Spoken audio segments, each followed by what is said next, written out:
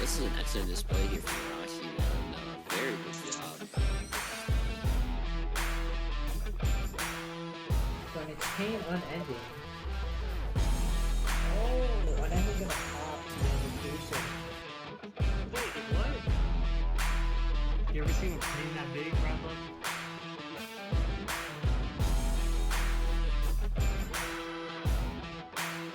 Arcanine magician. Okay, I haven't seen this one in a while. Ooh la la, baguette.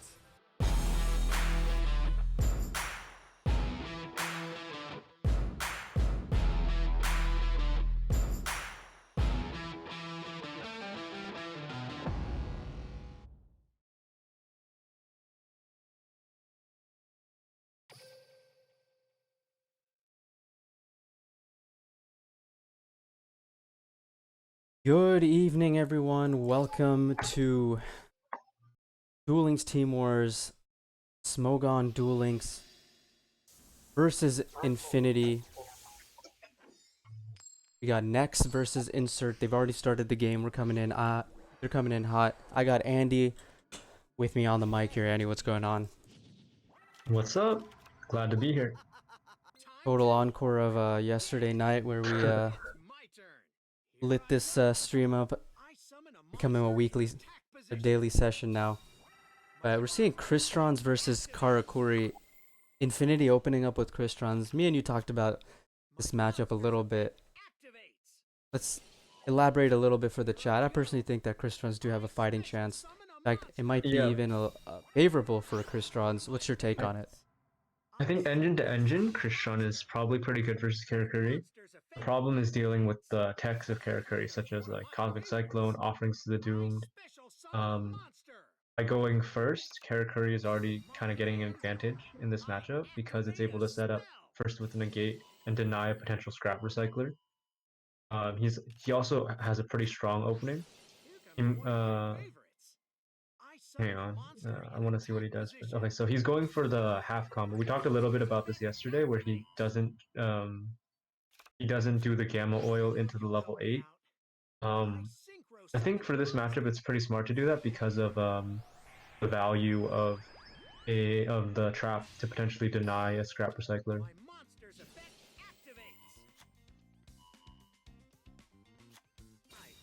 Yeah, he's definitely going just for the 7-5 here. I think the trap is actually really important in this matchup, and prioritizing that over just going kind of blindly into the 7-8 and searching for text may not just be as effective. He has multiple layers of interruption, so he was able to Offerings the Wheelator, and he'll be able to negate this this Coral Dragon after discards. Right. I would say it was a pretty good pick on Infinity to open Kristrons. It wasn't really a popular choice this week. Yeah, definitely not. From what I've noticed, and I think that's a bit unfortunate, because I was looking forward to seeing some more of that, but I mean, Kristrons have a pretty like dedicated player base. that's true. Yeah, another thing about that, I think like we had this period of time where Kristrons like hardcore fell off, and then it kind of creeped back a little bit into the meta. But those dedicated Kristron players had already moved on, so it wasn't really like represented the same way it should have been.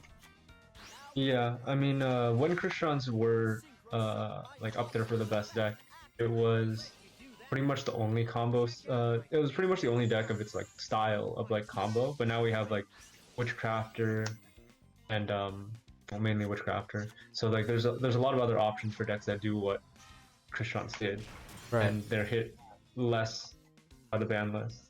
And they're much easier to play as well.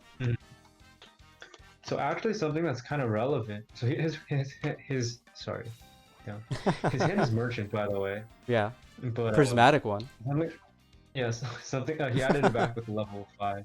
Something that's relevant is actually the field spell debuffing the beret makes it so that he cannot run over the Coral Dragon without switching into defense. In some iterations of the combo, this can actually deny them a draw, because they have to switch your monster to defense instead of switching their monster to attack and drawing off the Burrito.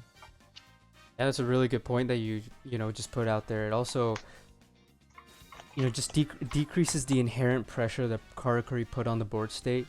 Like you said, them being machine monsters, minus 200 with the Umi. I think the remaining face down card for Karakuri has a very low chance of being offerings to the doomed or like it's probably a Hatronade or like some like a Karakuri Gold Dust, something that like isn't very reactive. Yeah.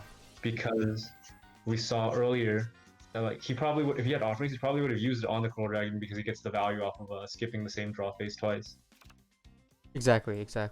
We know that from the Krishron player, he has impact, right? So so if it's cosmic, he probably would have cosmiced it to go for lethal here. The impact is going to be good enough should be enough to deny lethal. Yeah, even with the in, it'll only be 3,800. Yeah, definitely. And another point, another observation that I have to contribute here is that yesterday when we were watching the Neo, or casting the Neo Tier 0 game, we didn't actually see the level 4 be played at all. But we are seeing that from Smogon today and playing the level 4. So it's going to be very interesting to see how much of an impact that actually makes in these games. But like you said, the impact coming in hot, he's going to be able to stop this attack. Speaking of impact.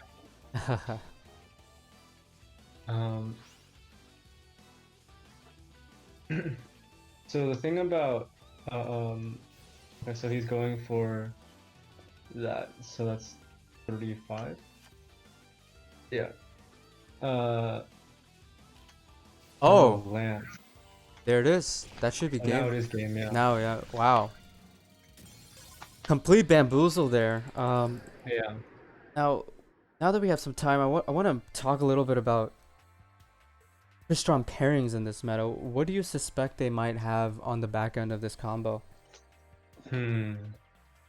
It's difficult to say because I haven't played Crystron's in a while, so I'm not sure of like the current matchup spread for the deck.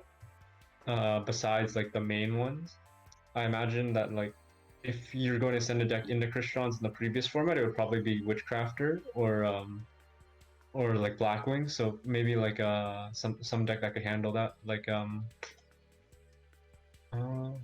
honestly, like Karakuri is really good into both of those decks. Right. Blackwings and Witchcrafter, yeah. I was thinking maybe E-Sabers would be their second deck here. That would be my prediction. I did see that earlier this week from another team where they opened Cristrons with E-Sabers. But they lost, right? No, I think it was Destiny Draw that did that. Oh, okay.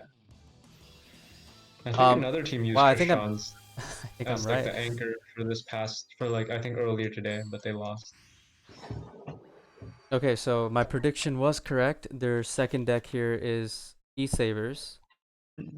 Unless it's D-Draw Neos Invoke. Peroza makes a really good point that he shouldn't have attacked into the level 5. But I think it would still be a game with Gold Dust, so it doesn't change too much.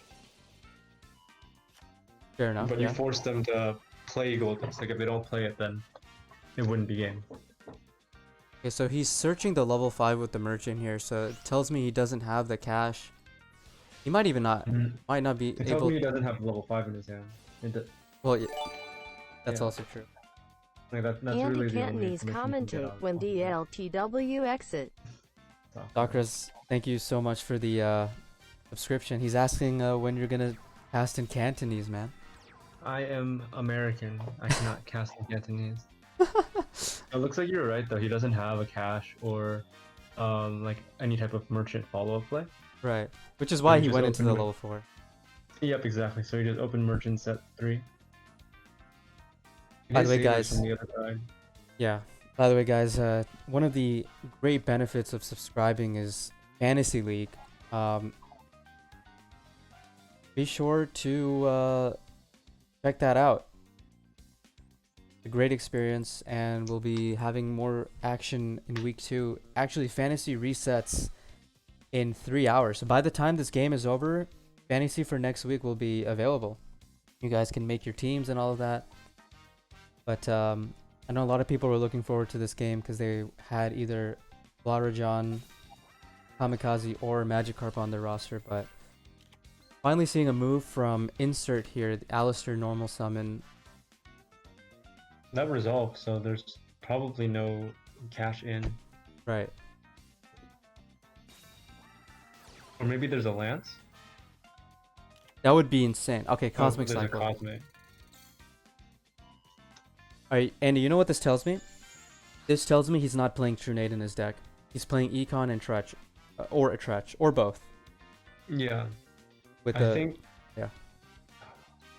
I think it's very unlikely that he's playing True Nade, 1 CC, 1 Lance, you know? I think it also means that he probably doesn't have like an Offerings to the Doomed. Oh, definitely. Like he might, but I think if he did, then he wouldn't really care about. Like, he wouldn't really care to Cosmic the Invocation.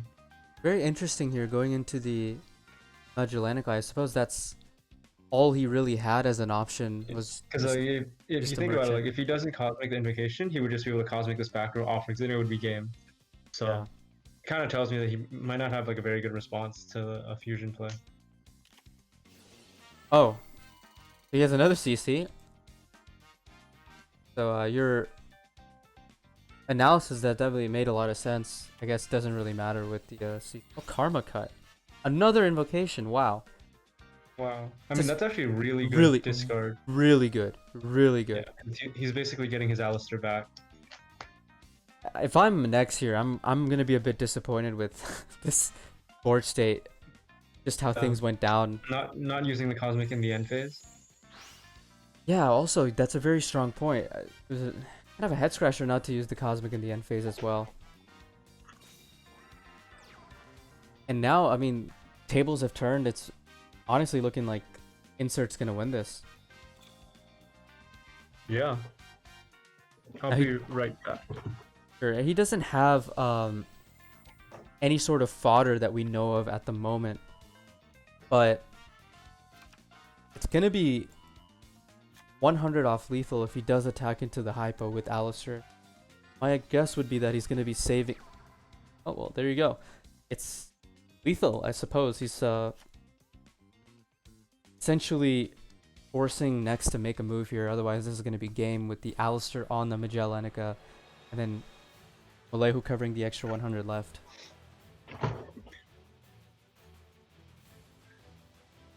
I think it's very interesting that he would have used the Cosmic Cyclone not in the end phase, but also just using There it it at a is. point where he didn't have a follow-up play. There it is, Andy. Treacherous trap hole. Also, I just realized Hypo doesn't switch back into attack. I was thinking that Yeah. it was like the other level. I was actually talking about this on Jano's stream, right? When he was streaming one of the wars earlier. So there's like the Karakuri's came out in a couple different sets. The very first set that Karakuri came out in I'm talking about TCG. Right. All of those Karakuris, when they're attacked, they switch from attack to defense, but they won't switch from defense to attack.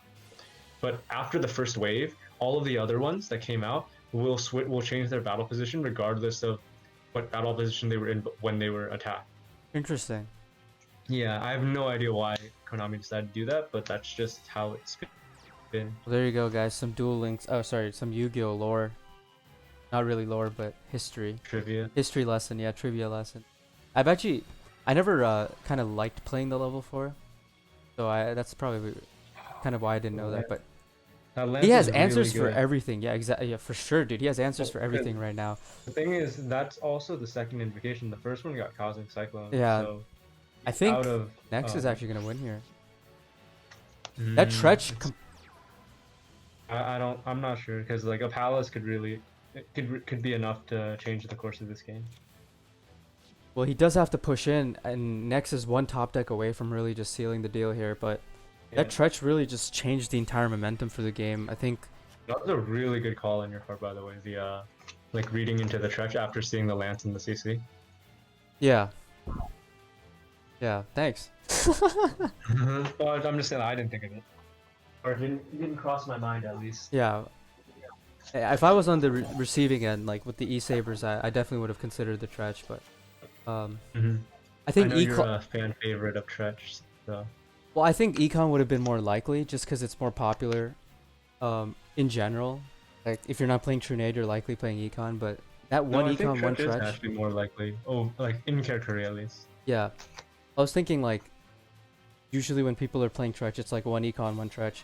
Regardless, I mean, summoning that Malehu was, you know, he kind of just fell into the trap there, but gets another Malehu here, and he's gonna see if he can manage his way, try to get that Hypa in the grave.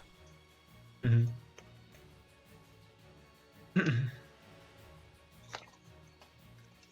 One of the things about dealing with the deck like Element Saber Invoked as from a matchup perspective is you really have to think about what does your like what part of that, because that deck uses multiple engines, you have to think about what part of that deck do I lose to, right? Like obviously the invoked engine is the one that attacks you for game, but in this matchup the Element Saber engine is so strong because it's like you can't make a play when they have a Malehu and a Palace, right? Yeah. So when you're dealing with like, especially with side decking, when you're trying to deal with a matchup like this, you have to address how they like why you lose to them, and not just like cards that are good versus this deck, right? Like if you use like Lancia non-fusion area, you could still lose games because they just have a Malehu and you can't do anything about it. Oh yeah, for sure. Oh, Lapulia top deck. Now, I think this tells me a lot about his. With the negate. It tells me a lot about his hand. He definitely has an Element Saber in his hand to Yeah. summon the Lapulia here. Definitely. And I mean, the alternative point of view of this is he's just forcing lethal here, because if he has an offerings, Nex is not going to draw anyway. So it's possible he doesn't have an E-Saber in hand, but I would assume so. This is still a smart play regardless, because Yeah. both of these are lethal, and there's an offerings. I mean, Nex is screwed anyway, and the Tretch has already I think been this is used. actually pretty well played by Insert, Yeah, I would say that too. especially with the Karma Cut discarding the invocation. Yeah, and there's the offerings, but I mean, Yeah. there's a delay in response. Could be either. He has the negate. Yeah. There you go, and that's probably gonna be okay. Econ. I'm surprised he was didn't playing use the econ first. Man. Well, he needs the draw. Like if you offerings, and then you don't draw, then you just lose the following turn anyways, right? Fair enough. Next does have a top deck here, although I'm gonna say. I mean, it could be like top deck Merchant with like Lance set. That would be pretty strong. Well, he has to top deck Merchant regardless, right? Yeah. And he doesn't top deck it. No. This is probably game here. I mean, we gotta talk about Insert a little bit here too. 11 cards left in the deck, no Palace yet. So that might be imminent. He doesn't need it. Well, if he definitely draws it now, it's over in many different ways. If he draws it now, he's just wasting his luck for the next game.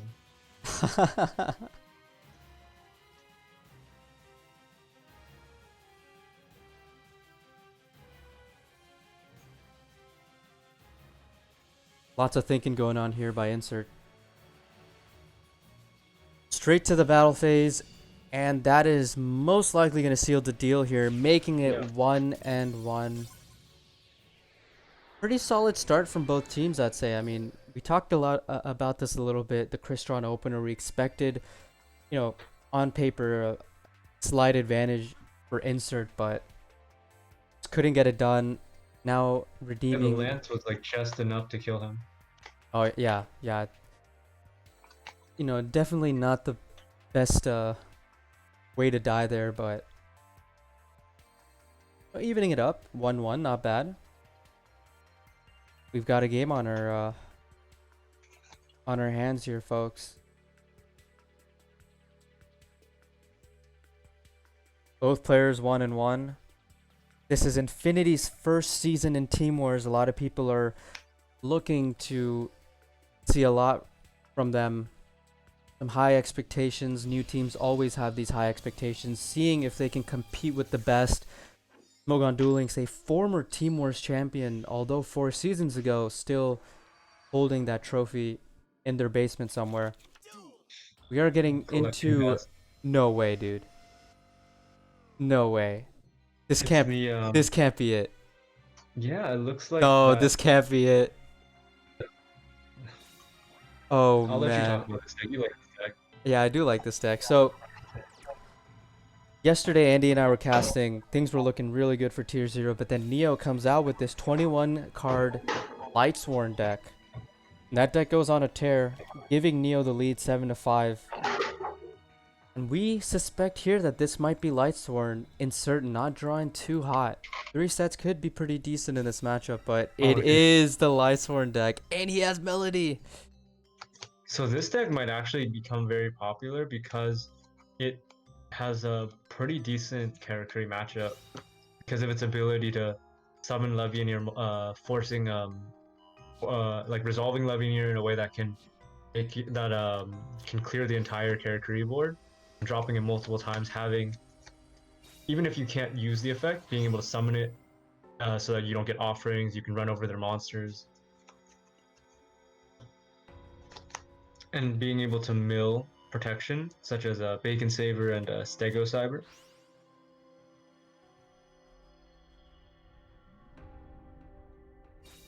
Yeah, dude, he man, he's opening like I was. So to all wondering, I was streaming on my own channel. You can check that out on twitch.tv/Taaha. I was playing this deck, and like literally I was opening like this every single game. 5 cards or less Yeah. left I mean, at by the comparison to the Lightsworn Witchcrafter deck, this is only 21 cards, so the chance to open the power cards is higher. Additionally, because it plays more Lightsworn monsters, the chance to resolve recharge is also higher. It does kind of suck for him that he got Melody off the Show of Nightmares, but I mean, I think he's just gonna, yeah. he's just gonna end this man's career right here. Now, there is a slight chance that he lives here. And the only It's hard to say, way 'cause even with a Fiendish Chain, right? He still has his normal summon and another Levianeer in his hand. yeah, he's And gonna if he have a doesn't Michael. Fiendish Chain, then that's even worse. Now, God, he has a Raiden. Oh, I was gonna say if he has a Mirror Wall and a Fiendish Chain, he might be able to live. Mm-hmm. But there's no way now.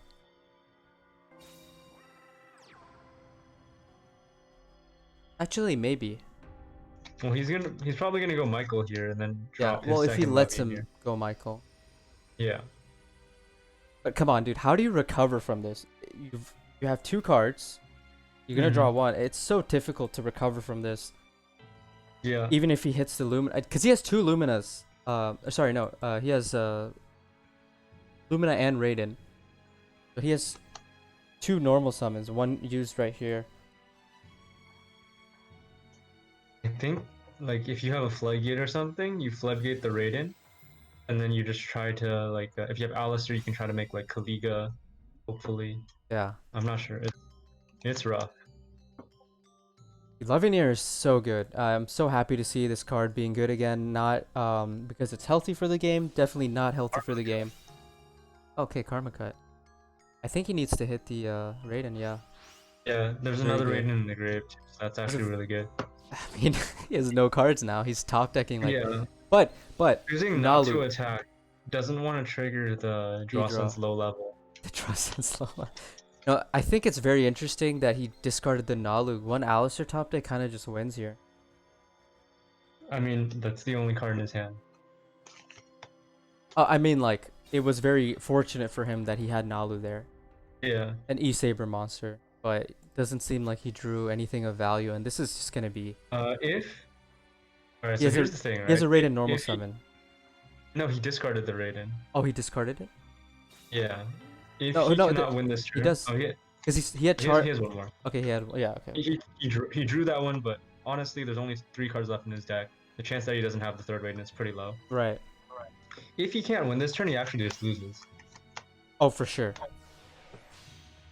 But...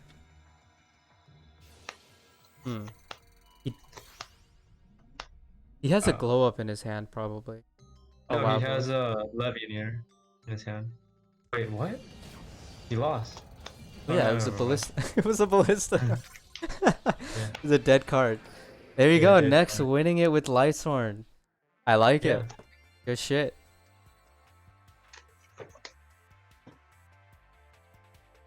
Oops.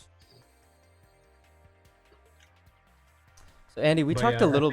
Yeah, go on. I think sorry. definitely should have attacked with the Lumina the previous turn, just so that if the back row was anything that could stop the normal Raiden, you could just kill him with the Legionnaire. I think one thing that's very interesting, we talked a little bit about this yesterday. What do you send into Lightsworns, right? Definitely not Karakuri, as we talked about it earlier in the stream. Karakuri being quite vulnerable to a deck like this that has a 2-pop in one card that doesn't target. You would have actually thought that like a deck like Element Saber would be the deck to use against this. Right. But considering that they Didn't draw well. yeah, I mean, not that great. The You thing can consider is, using Witchcrafter, I think. right. Witchcrafter's not bad. I think Witchcrafters would be a solid choice. But if a team has limited Witchcrafter players, it would be a big gamble to send it in this early. But I do want to say though, one of the thing about Lightsworns is that it's one of those decks that if you like draw mediocre, you're getting punished, and you're getting punished hard. There's no wiggle room to win a game. You have to draw well or hope that they don't draw well. And with a 21 card deck that plays 3 recharge, 3 charge, and 1 melody, it's really hard to hope for them to not draw well. But we do have Breno coming onto the table here. And he's do you have coming any in. information about this new team, Infinity? Like, do you know anything about their background or anything? Yeah, I mean, Infinity they don't have much team experience. Anyone in the chat, feel free to correct me, but they don't, from what I can remember on top of my head, they don't have much team experience like playing as Infinity in other leagues. I think maybe one league they've done that, or maybe Team Wars is their first league. But they definitely do have some players that in isolated events have shown to do pretty well, whether it's a team event or a tournament event. And so another thing about the team is that they're very mixed in the regions. There's Brazilian players, EU players, and Japanese players. I think maybe other Asian players as well. So definitely a diverse team. They have knowledge of different metas. Like the Japanese meta is different than the NAEU meta. They have an advantage there. Will help them a lot in their preparation against certain teams. But I think the expectations are definitely high for Infinity. So far, 1-2 against Smogon, who wasn't in Team Wars last season. They were taking a break, and now coming back. In Season 6, they were 6-4 and made the playoffs. So let's see if they can continue that and make the playoffs again this season. But next opening, pretty solid again. Sucks that he milled both of his econs, but Show of Nightmares got him the charge instead of one of those. So econs are out of this duel. But game will set up the turn 1 Fortune Lady Every. Pretty strong. So strong. Probably Element Saber again on the side of Infinity. Yeah.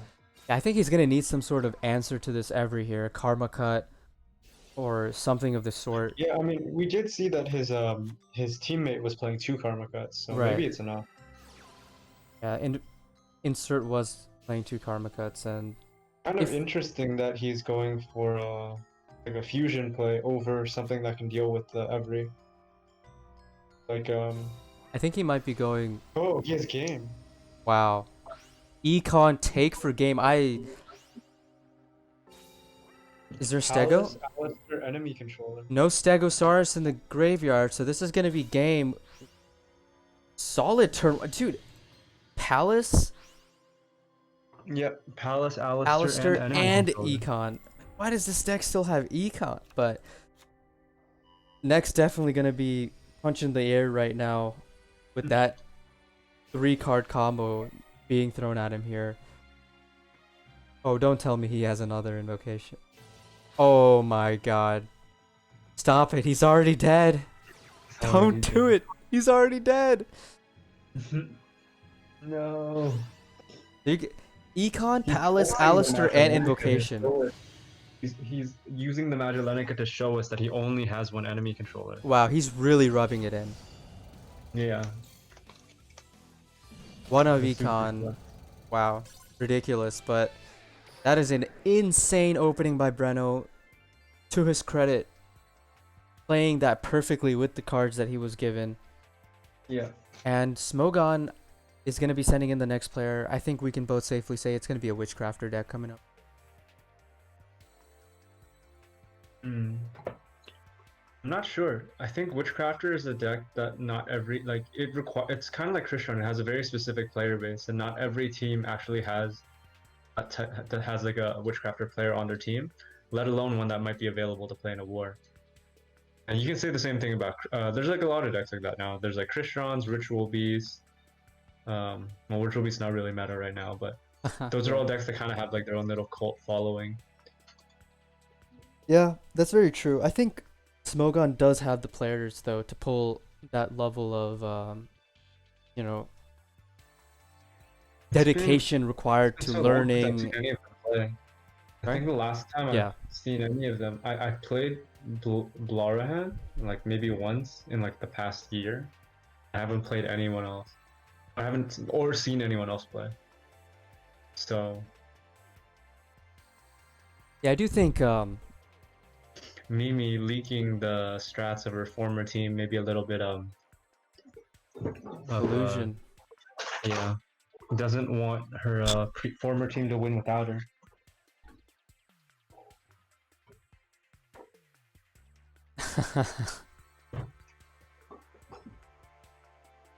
We do have some time now, a little bit, to talk about Fantasy League. none other than Fantasy League. Week 1 of Fantasy League will be wrapping up after this game.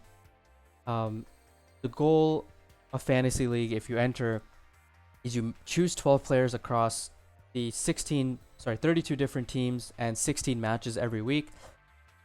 And you basically get points for how well the players you choose play. So if they play really well, like -1 yesterday, then you're going to get a lot of points. And if they don't play well, then you're not going to get a lot of points. The winner will win over $250, but we are going to be going into the next game here. Do see Arcana, so Are the probably standings available? If the standings are available, maybe you could show them after this war, since this is the last war of the week. standings are available, but they're not going to be updated immediately, unfortunately, because it does take some time. But man, You're dude, right, here's Witchcrafter. this is a very Or- solid turn. I That's disagree. never mind. I thought he was gonna go Kaliga 2 sets, but Yeah, I think Kaliga is not that strong versus Witchcrafter. oh, okay. So you think Cassius is better, right? With Palace. No, I think I think like Malehu. yeah, I think Oh, we the did talk about this. issue with Kaliga is that Veer as a monster, like Veer as a card in their engine, already like negates it, right? So what ends up happening is after they set up, like you have Kaliga, you're kind of just banking that their hand is terrible.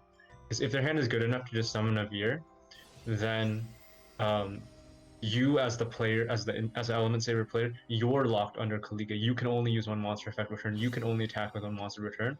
But for them, whenever they want to make plays, they can just negate you first and then start doing their plays. So it kind of like it starts to hurt you a lot more than it helps. Right, so what you're basically saying is that maybe for the first 1 to 2 turns, it might be useful for the Element Saber player, but you know, once you get to that point where turn 4, turn 5, it's going to start hurting the Element Saber player a little bit more than it is actually helping him. Oh, maybe even before that. But Oh, it looks okay. like based on how the it looks like I said, the element saber, like the Witchcrafter player did not draw very well. But if they were able to just summon a Veer on the first turn, it would have been enough to set up the scenario I was talking about.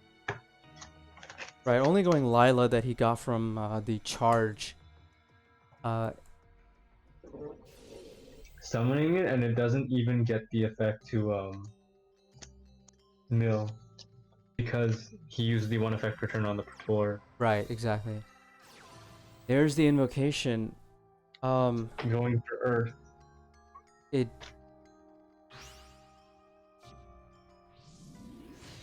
Oh, okay. Yeah, going for the Earth. I didn't see that he declared Earth. I completely missed that.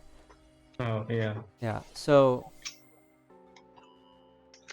if he hadn't gone Kaliga, to your point, and set a Malehu instead, or just summoned the Malehu, he would have actually had game here. Yeah. Well, he has the masterpiece in the grave actually. Oh, he does. Oh, you're right. He does. So it would not have been game. Like I think now the Kaliga is very good because the Witchcrafter player obviously didn't open very strong and they're on the back foot. So going They masterpiece in the open- end phase is telling me he's gonna probably go into Bear immediately. You can't go into Veer right now. The reason why he's doing it now is because he doesn't Oh, want right. to, like he wants to get out Not his the deck so main that he phase. doesn't draw into the card he wants to summon. He Yeah, wants to it's draw not the maybe main like phase. Forbidden Lance or a Night Beam, Galaxy Cyclone. So thinning his deck preemptively so that he can increase his chance to draw those type of cards. Right, right, right.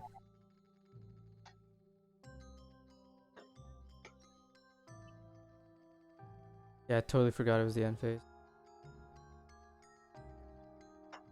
But going into Jenny there, obviously only being able to summon Jenny with the 1 banish requirement. Now he's going to be tagging out.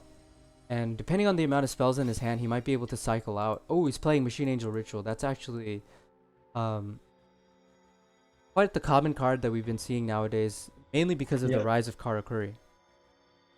Yeah, pretty much, yeah. Offerings to the Doomed is a very popular card right now. There's even some versions of Witchcrafter that use it. So having a card that not only stops the destruction of offerings, but can also still force them to skip their draw phase is really strong.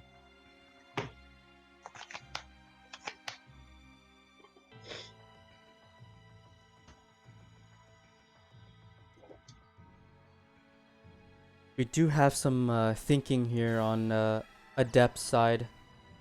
Setting one and he's going to pass. Definitely, I think playing it correctly. No need to push in right now or do anything hasty. Yeah, I was gonna see now this is the game state that I was talking about, where okay now the Element Saber player is locked under their own Kaliga, but the Witchcrafter player can actually like negate the Kaliga whenever they want. So the Kaliga is only hurting one player now, and it's the player who controls it. Right, very good point there. You'll actually see a lot of Witchcrafter players at this like game state not deal with the Kaliga, only deal with the other monsters, because the Kaliga is protecting them from getting potentially OTK'd. Definitely a really good point there. And I think given what we know about Adept's hand, it seems like he does have at least 2 spells in his hand, I would imagine, the way he's playing this out here. And one of them confirmed we know is Unveiling, which he got back in the end phase of last turn. Holding a lot of cards in hand. Curious to see if he's waiting to just use them all at once when he wants to go in. Well, you kind of want to accumulate spells so that you can push without, like, so that you can push with just Veer. That way, like, you can, yeah. Oh, top deck enemy control. Okay. Oh, maybe Forbidden Lance set. he really needs that right now. Yeah.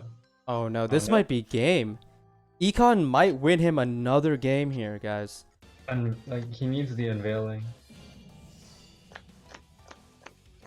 I don't think he set the Unveiling, but we're about to find out. He added back one. Like he would need like a second copy of Unveiling with a monster in hand. Right. Oh, he does have the second Unveiling. Going to be living here, guys.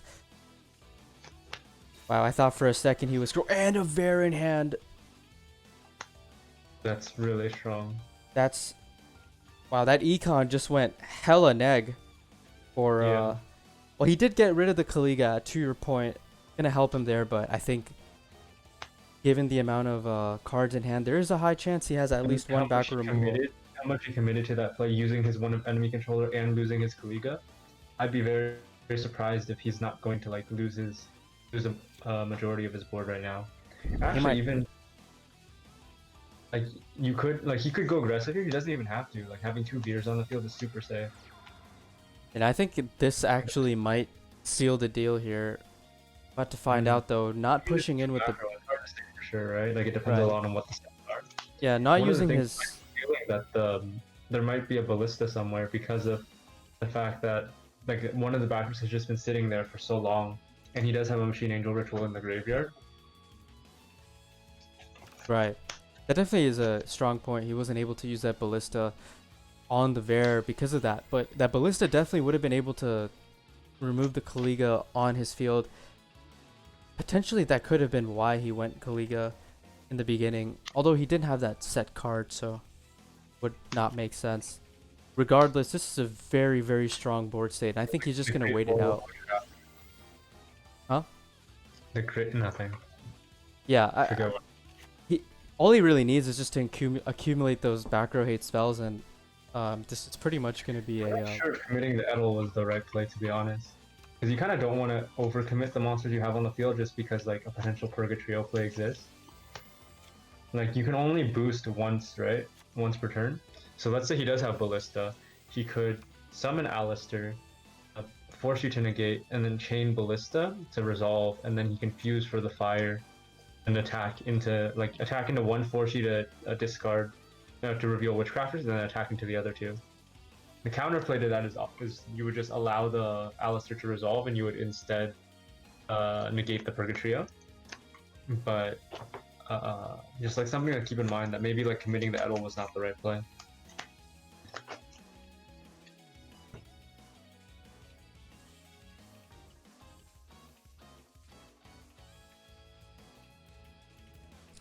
Well, we are about to see how it's going to turn out for him. Right now, Breno thinking quite hard.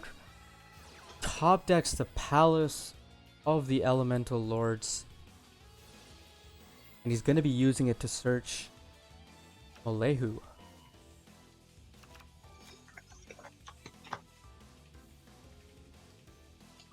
Now, Malehu's going to be somewhat beneficial to Breno here. And if I'm Adept, I think I just let this go. You have double Bear on the field. I don't think there's any reason to really commit to that negate. Yeah. Especially when you have a second Veer. You can Right. you can easily just you have so many spells in hand. You can just flip them up. You know he's not playing current. Yeah, one important thing to note for the chat is that even when the Veer is flipped face down, it can use that damage effect boost. So the Magellanica is not going to be able to attack into it. But flipping it back up into attack and the Edel switching into attack. I think we're about to see a collab play here, and indeed that is exactly what's going to happen here. This might actually be game.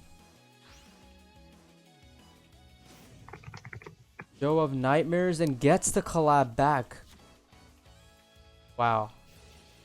Ori effect gonna dig for back row hate potential. Discards the Chimera and gonna be able to send. Has Jenny in the grave, and he has he could send another Patori, or just save it for later, which probably is the best thing to do. Malehu effect in getting negated by the Veer. Okay, so the thing is like, yeah, I was gonna say like this can get punished really hard by Fiendish Chain. Right, there it is. Because he has the second Veer, it's very difficult to like it's very difficult for you to completely punish. He's only at 27, so this could be an issue. Like now, I think he has to actually. I'm thinking like, okay, so this is gonna be a big issue because what Malehu's gonna do is he's gonna flip down the Veer, and then he's going to Purgatrio over the other 2 monsters, or not. Doesn't have a Purgatrio, and he did use the Malehu Palace effect last turn, so he's not going to be able to get that battle okay, phase. okay. Yeah, you're right. Palace last turn, no battle phase. So, So- maybe, so that actually, that's my mistake. That means Oh. that going aggressive was definitely the right play, because it allowed him to like it's free, right? He doesn't take battle. He's not taking a. He doesn't have to worry about getting attacked next turn. Oh wow, the set was a Canadian. Yeah, Very interesting. Canada is not very popular right now, actually. Yeah. Interesting to think that he didn't use it earlier. But I think this is still not a good position for the Witchcrafter player. right. How many? Ooh, I think that was definitely a mistake, though. On the Does he still Saber have- player. Yeah. Oh, he's gonna negate. Actually, no, that was his last. That was his last Malehu, so I guess it's all right. If he had Malehu and another Element Saber, then he'd be able to search that one, summon it, and flip down the Veer. But because that's his last Element Saber, that wasn't really a viable play, anyways.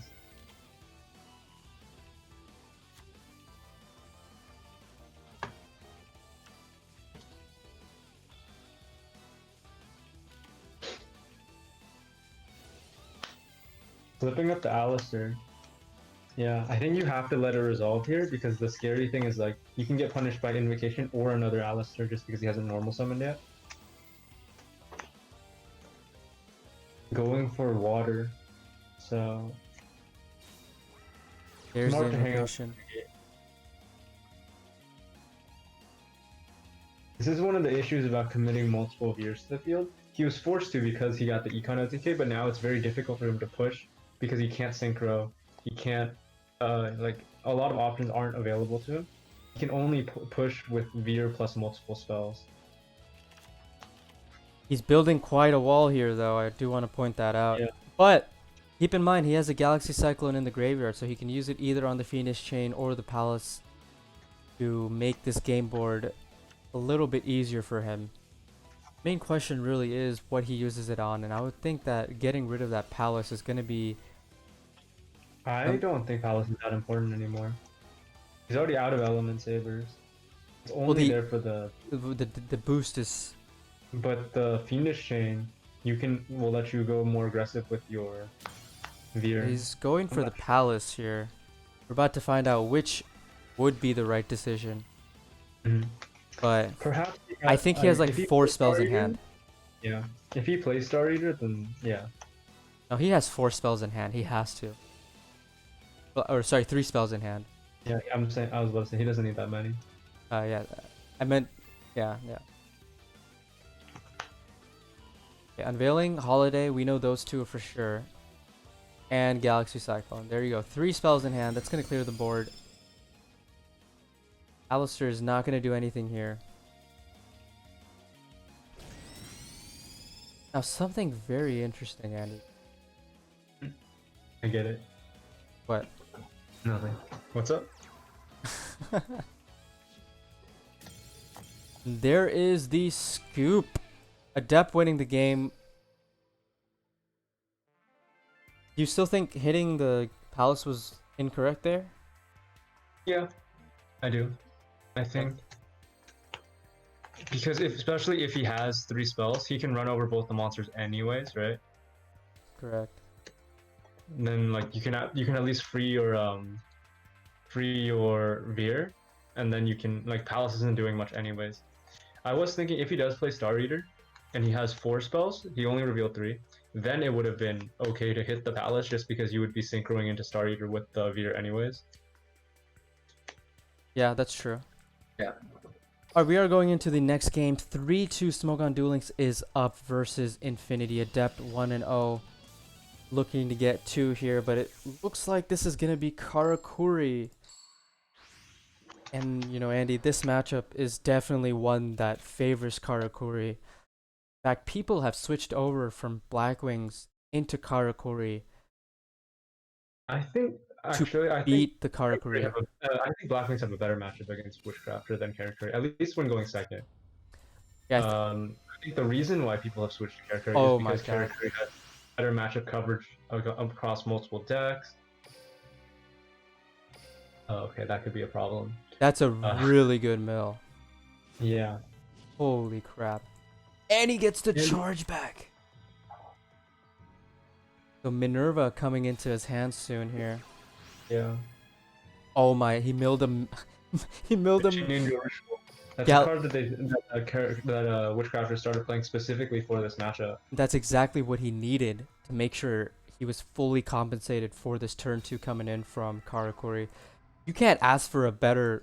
I mean, you got everything in the grave. You got Pittori, Patronus. A second Machine Angel Ritual. I guess that's the only thing that would be bad. Now, it's very interesting to note, Andy. We saw King Halo and another Japanese player this weekend play 1-1. Of Machine Angel Ritual and Enemy Controller? Right, and so it's very possible that Adept could be doing the same here. But nonetheless, he does have that Machine Angel right now, and that's very important. No, I mean he's not. He has 2 Machine Angel Rituals in the grave. Oh, does he have a second one? Yeah. Oh, I didn't notice that. Oh, he just sent it. Okay. Yeah, he discarded it with the game. I was reading the chat. I didn't notice. Well, throw that out of the window. But he is playing 2 here. Man, this is just so rough. Just so rough. I mean, yeah, it's hard. He even has he has Patronus and Masterpiece. Cycle for days. Yeah. Double master. Double Machine Angel Ritual. It's an extremely strong opening for Adept.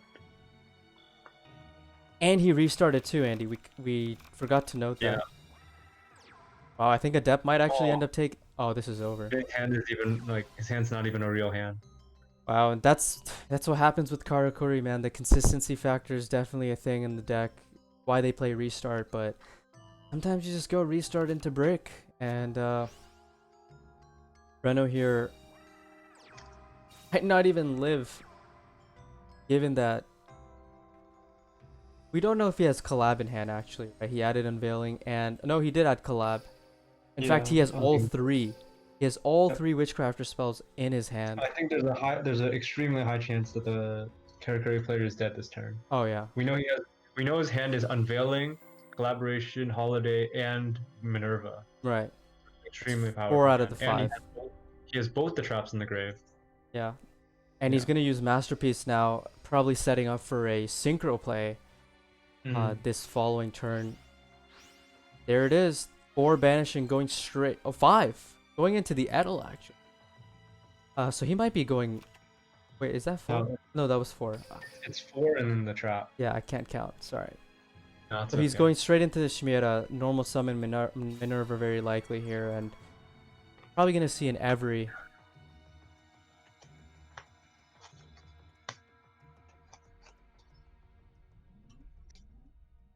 I think we're gonna see a Black Rose Dragon. Oh. I don't think the back row is that scary for Black Rose though. Do you think that Black Rose was necessary here? Well, he's trying to so one thing is he's either trying to force the trap, and he's trying to kill it because he has what was I gonna say? His Holiday Collaboration, right? So that's pretty much game if there's no interruption. So Black Rose is completely free in this. And the Machine Angel Ritual will protect his Ver here, which is really, really important. Yeah, I miss Thunder Dragon so much, Perozzo. I really hope that they do something about it, but probably not. I wonder if they're gonna imagine they put like recharge or like Lumina to 2 or something like that. How insane would that be? If you want to play the Lightsworn engine, you need like no semi-limit or a limit 3 in the deck. Yeah, I think the current way, not like the ban list specifically, but like the way the ban list is structured, is flawed. Oh yeah, completely. Completely. Too bad there was no Worlds this year for the devs to hear that from us. Maybe hoping for a timeout. Hoping for a timeout. Okay. I think he's thinking hard right now whether or not to use the trap on the Black Rose if he does have it. I mean, you have to. If you have the trap, you have to use it because otherwise you're losing your whole board and you're definitely losing. If you use the trap, then you probably still lose, but at least maybe your opponent doesn't see the line of play. Like, it's always possible. Right. Maybe it's not sure. Like, maybe he's consulting with his teammates right now, trying to see what they think about the situation. But I think we both agree with triple threat in the hand, all 3 Witchcrafter spells, and Vare staying on the field with the Machine Angel Ritual. This is looking pretty over. I don't think Perozo, I don't think they do that anymore. They used to do that a lot until Limit 3 came in. Now they just either do 1 Limit 3 or they do double Limit 3. And there you go. As expected, Adept taking the win, bringing it up to 4-2.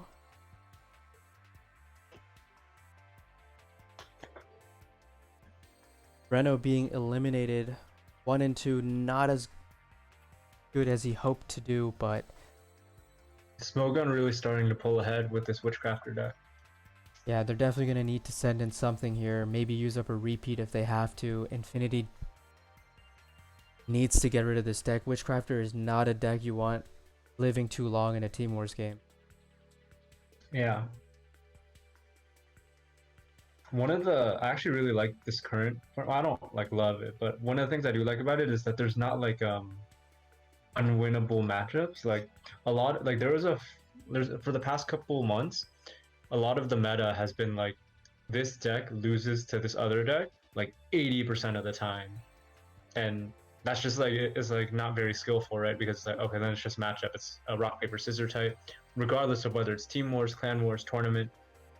But in this current format, I think it's kind of in a way that hasn't been it's a meta that hasn't been a thing for a while, where like even in an advantageous matchup, it might only be like 60, maybe 65% win rate. So you're able to kind of outplay your opponent if your hand is strong enough. It's no longer about like, oh well, I just hope he bricks, you know? Right. They are going to be sending Yasukatu in here.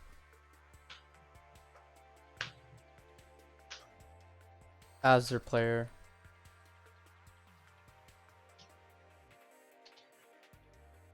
We are going into the next game 4-2. Smogon Duel Links up 4-2 on Infinity. Adept 2-0 with Witchcrafters. Seto Kaiba. This might be Blackwings, as you mentioned, Andy, where you think that Blackwings actually has a more favorable matchup into Witchcrafters than Karakuri, especially that turn 2. Mm-hmm. He's going second too, so this could be very strong. Well, we're about to find out how Witchcrafter draws here. Patori normal summon. Does he tag out here?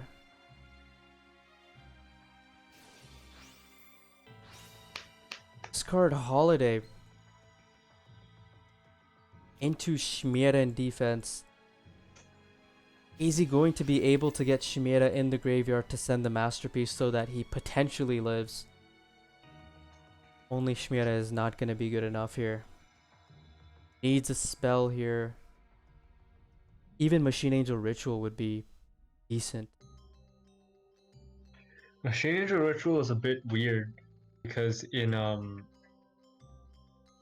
one of the things that makes it not as good in this matchup is just the potential for Necro Valley being able to stop from banishing it. So it's actually, a lot of people preferred Econ because enemy controller was actually an out to Necro Valley while still being potential defense versus going second. Discarding the Vare. Mm-hmm. He does have another spell though. I think this is a mistake. I think playing against Blackwings, you should never end on Veer. You want to be able to end on smaller Witchcrafters so you can continuously tag in and out to dodge the Raikiri pops and the Gales. Yeah, I definitely. Ending on this Veer is especially weak because the other Veer is already in the grave. So even though you're sending Masterpiece, that the monster you summon off Masterpiece cannot become a Veer unless you're playing 3, which is uncommon. I definitely agree with that. I think going back into Patori there would have definitely been the play. We also know he had 2 spells in hand as well, so he would get a negate and a switch. But as expected, there is the Simoon. Simoon off the top. Right off the top. That was likely his. He likely did not have Simoon or Whirlwind before the draw, because normally if you have 2 Simoons, you would banish one for the other.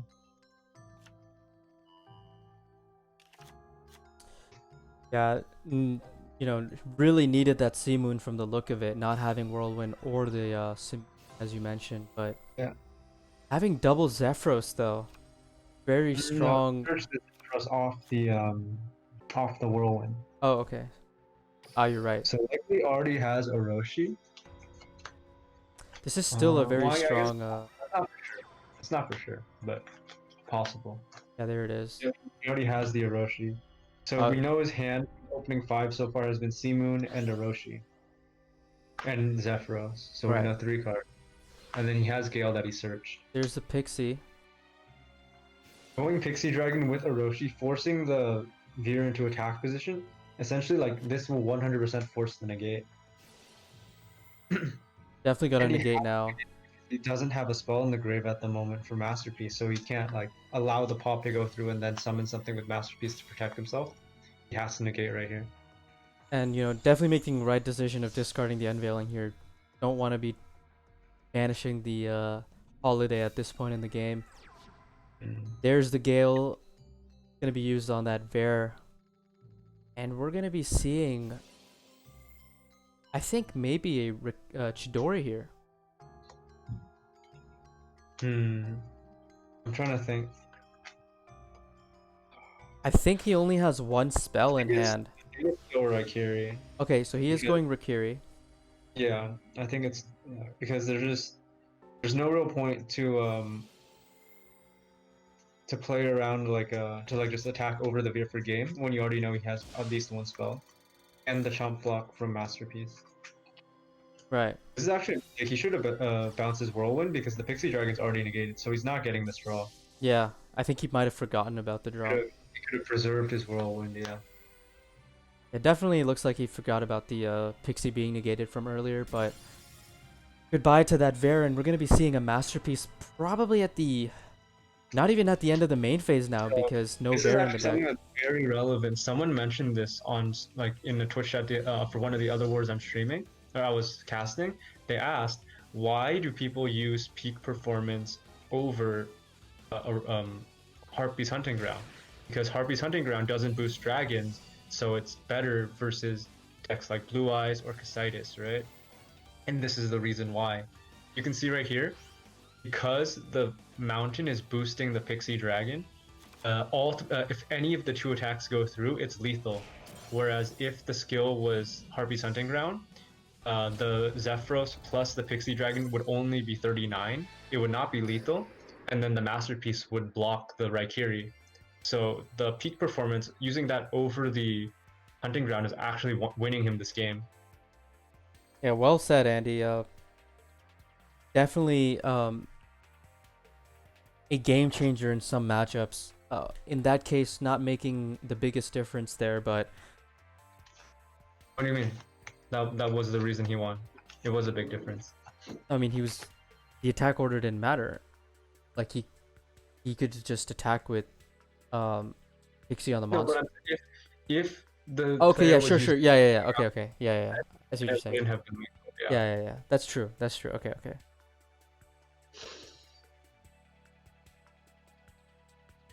It's just some in one of the games we were casting yesterday. One of the someone in Twitch chat asked why people used peak performance over Hunting Ground, and that's exactly the reason why. Yeah, I think him ending on Veer there was the mistake. Yeah, but I won't. I mean, I already said I don't think we should comment too much. Wait, is his second deck? No, his second deck is this. No way. Also, this Arcana deck. Wow. So it looks like Smogon was actually... problem, actually. Like, if he has a level 4 monster, he just loses. But he doesn't. I was going to say, I don't think the Lightsworn deck has an out to Necro Valley. But because he's forced to combo with Seamoon. Wait, he had the Bora. He could have just searched... Maybe he already has Necro Valley.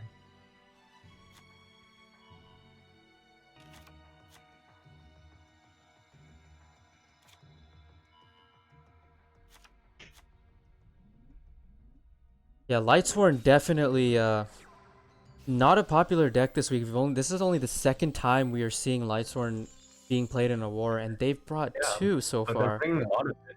Looks like this is Smogon's meta call against heavy character meta. And I respect it, to be honest with you. I think it's definitely a Time It- to blow the dust off your Levineers, boys. yeah, guys. $150 to $200 that you spent on your 11 years. It's coming in handy, real quick here. Unless he hard opened the Necro Valley, I heavily disagree with this play.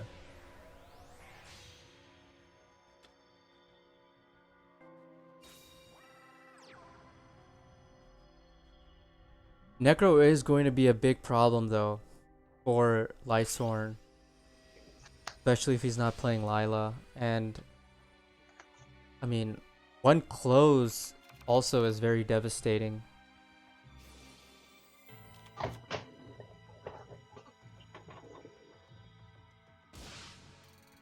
Takes the 400 mountain. Guess there's no Necro Valley. Yeah, Necro Valley. Interesting. That is very not good, to say the least. Oh, he just drew it. He drew it off the Pixie Dragon. Oh my See, god. Sometimes, guys, skill is not important. You know? Wow. Sometimes you make the wrong play, you mess up, and then, you know, you pray, you're like, please, Lord Jesus in heaven, throw me a bone. Help me. And he's like, you know what? I know you forgot to search the Necro Valley. Here it is. Wow. That was pretty monk-ass, not gonna lie. I don't think he has an out to this. That's insane. Oh, he does. Oh my god, he has Raikou. The tech. Does he Is have it enough clothes? though? Does he have clothes? No. No, don't do him like this. He has 3 lights in the grave. Oh he my has god, the- dude, you kidding me? See what I'm saying? Kidding me? Sometimes Let luck him- is not. There's another perspective to this too, you know. They say that luck is a skill. You don't Let have him- to. You don't have to be really good at the game. There's other types of skill. Some people are good at deck building. Some people play really well. Some people, you know, they're just super lucky. Let him play the game. And just like that, Andy, Infinity is gonna be tying it up here. Yep. Time to put the Levineers back on the shelves. Back in the shoebox. It's gonna be 4-4. Wow. Adept is going to be knocked out right here. Blackwing's going 2-0. I also say that luck is a part of skill, but this is not usually what I mean when I say that. Yasukatu evening it up for Infinity, but Smogon still has that counter pick advantage. We're gonna expect an E-Saber right here if Smogon doesn't have any other unorthodox meta picks, but I still respect the Lightsworn. Maybe not the best combo, but it does make sense in terms of their strategy that they wanted to pair that Lightsworn deck with the Witchcrafters, expecting Kara to beat the Witchcrafter. The Lightsworn deck could take over from that. But man, what a broken hand. Yeah, I mean, I can kind of understand. I still disagree with this play, but I can understand because he did open the close, and his level 4 that he was using was Bora. He wouldn't be able to end with Zephyros, with like Zephyros on the field to close the Raikou. So he would have only had the Ancient Fairy Dragon. Ironically, because the opponent does play an out to Necro Valley, because he went for the Super Lucker play of drawing into the Necro Valley over the AFD, the Ancient Fairy Dragon searching it, he won the game where he probably would have lost if he just searched Necro Valley. So, you know, can't win without luck. It's a card game.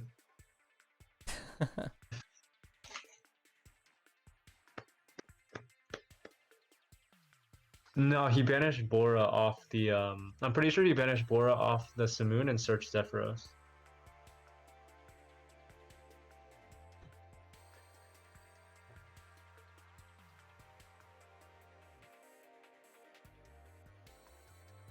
While we are waiting for the next game, perfect moment to talk about.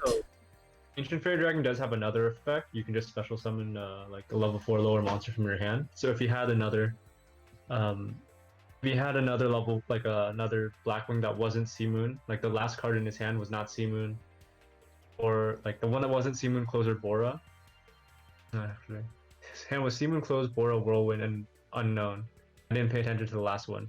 If that one's a monster, he can special summon Ancient Fairy Dragon, then he can still do his combo. Yeah, so Because then he Kat, can just do Ancient Fairy Dragon and then special the whatever Blackwing he has in his hand. Oh yeah, like perfect, Orochi. And then set the close, and then yeah.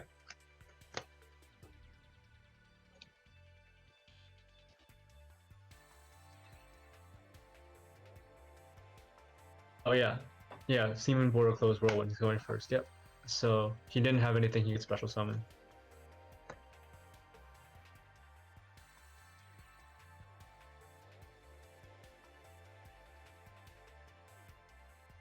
So Taaha, let me ask you because I didn't play this past Casey Cup. I don't know too much. This is your favorite deck. What Okay. deck would you Yeah, sure. send to counter Lightsworn, Levianeer, Show of Nightmares, Enemy Controller, Turbo? Blackwings is a pretty good pick. But they just lost. What would you do now? Oh, if Blackwings Oh, no, just the lost? Blackwings won. Yeah, what are Sorry, you talking about? What would you use to counter? I don't know. Blackwing, Seamoon, Necro Valley, Turbo. E-Savers, definitely. Let's see if they do have it. Blageron coming in hot with the Yami Yugi. I think it's going to be pretty clear what this deck is. Blackwing's going Obviously, first, Dark though. Magician. Very relevant. Coin Yeah. flip. The thing about this matchup that really sucks is that you can't always bank on E-Sabers winning. Because the coin flip does... Well, I think Element Saber is definitely favored. They have a much higher chance of winning going second than Blackwings will in this matchup.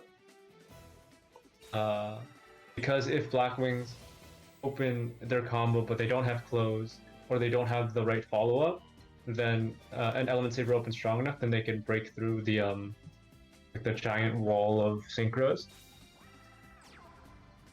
Whereas if Element Saber go first and they just have traps and maybe like Malehu, then the Blackwing player never really gets to play the game. Of course, the Blackwing player is going first in this game, so that's not really as relevant. Definitely an advantage for the Blackwings to go first here. Yeah. Going right away into the Pixie Dragon. Gonna be able to do the draw one if he has a Gale. He does have the Gale. He did search it.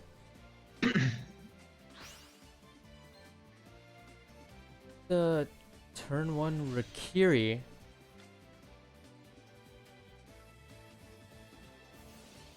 It's gonna be quite difficult for E-Sabers to deal with this board. We're gonna have a Zephyros, Pixie, and a Rakiri with 2 cards in hand for the Black Wings player, one of them possibly being close.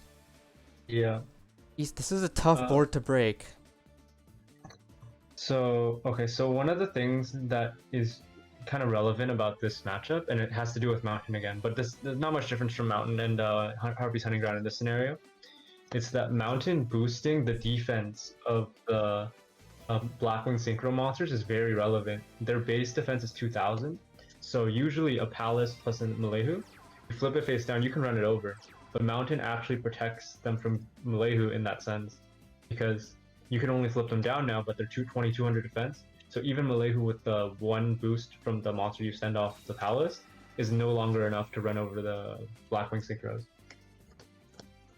Very solid point there, Andy, but E-Sabers does have a thing up their sleeve as well. Still, in this matchup, being able to deck out Blackwings with a fat Casitas on the board is an option, and don't know if he's going to be able to pursue that option here. Haven't seen an Alistair yet. He does have the Palace, so he has half of the recipe in order to get that going. Palace into Malehu.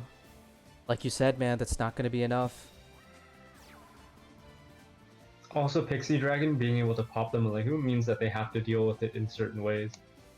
One of the things is he probably has to flip down the Pixie Dragon on his, right now and on the following turn. Probably after he attacks the Zephyros just to play around a potential close. But depending on if his back row is weak, then even doing that might not be enough. Again, going first with Blackwings is very, increased it. In this matchup, I think it matters a lot. Okay, so not flipping down the pixie is definitely, well, maybe not a mistake. If you plan on never using the Malayhu effect, then it's not a mistake, right? Well, he has to do something now. Like if he has Fiendish Chain and then like maybe a floodgate for the normal summon of any Blackwing. I think using If he's using the Malayhu, then it's a mistake. I think using Malayhu here is actually pretty good because you no longer have that Zephyros on the field to use as fodder for close. He could have attacked over the Zephyros and then flipped down the Pixie. Then when he flips it back face up, you can flip it back face down. Right. So then you would have been able to preserve your Malayhu. But the Malayhu getting destroyed here, unfortunately. And the Bora coming on the field. He's gonna try to push for game here. Nadia. Yeah. So in that case, I definitely think there was like a mistake made. Because in the end, he used the Malayhu anyways. It's not like it's not like if his opponent had closed, he was just playing around it. His opponent has it anyway. And he draws the Necro Valley again to make sure that no Alistair top deck can work. Draws a card off the Pixie Dragon. I mean, Alistair top deck could still be okay because he has this Nalu in the deck. Yeah. But he just won't be able to cycle. He's gonna need something for this. Definitely needs something here to live. Another Canada, wow. It's definitely something different that could have been done there. That's very relevant. Actually might keep him in the game. There's the D-draw. Gonna see that Alistair top deck, or Alistair draw here. He can't, you think he's going Purg here? He can't go Purgatory. Oh, right, he can't. He's not playing the level. He's probably gonna make a Casitas, and what's gonna happen is the Blackwing player will have to pop his own Raikiri in order to make Chidori.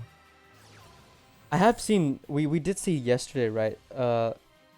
Who was it? Playing the Earth? No, playing the fire instead of Casitas. Oh, Olive. Yeah. Yeah. So that's what I was that's trying to get at. a common choice, and it's not happening right here. Definitely not. Casitas is so strong here, and that actually might be the catalyst to push him to victory here. One more disruption card, and it'll be pretty strong for a Blageron. Yeah. And I was about to say the same. He needs that one disruption to deal with the Raikiri. Oh no. Now he's gonna lose it. So if he has a Gale, then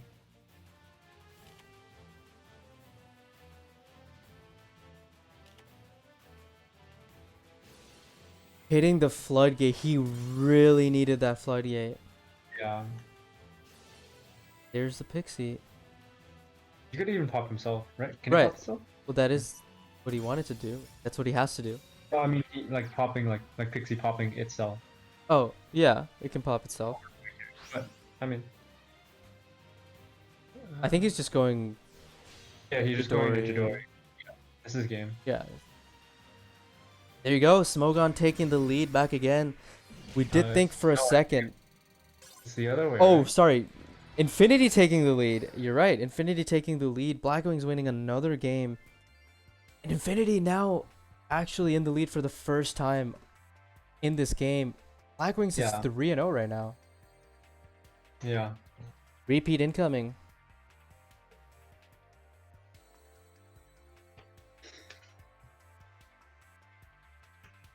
Yeah, I agree. I think not flipping down the Pixie was a huge, because in the end, like, you would not flip it down if you're trying to play around the close, but in the end, he flipped it down anyways, so it's not like he played around it, he just didn't play around it optimally. That definitely did cost him the duel there. Potentially, yeah. Put him out of a fighting chance. Oh, I think we shadowed. No, I don't think so. Oh, I think it was. I think they might be deciding whether or not to use their repeat. It said spectate for me for a second though. Oh, really? Yeah. And now there's no one on the table. Except for Yasukatu. I'm wondering if it was a glitch, perhaps? Well, either way, stay tuned. Get off the table, Andy. I'm just making sure. Andy, you wanna have a duel real quick? Sure. Wait, let me make sure. What? Are you gonna sack me with a character? You already know what deck I'm playing. Alright. No, with light sworn, I mean. Here, I'll let you Probably. sack me. I'll use character.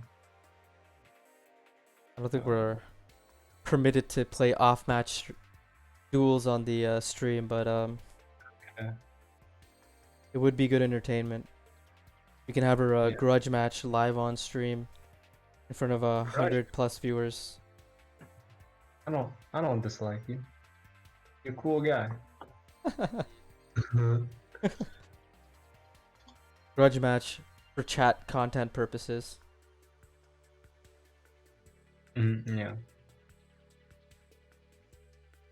Actually, I think if he had two Canadians, then it was definitely correct to do the whole flip down. Like even if he has closed, you can Canadian multiple of the like the Bora and the thing. Like you can Canadian two of the monsters when he attacks with one of them, and then you'll be able to get your Destiny draw. Go for Alistair, or even next turn just summon another Malehu. He drew the Necro Valley off the Pixie Dragon, so.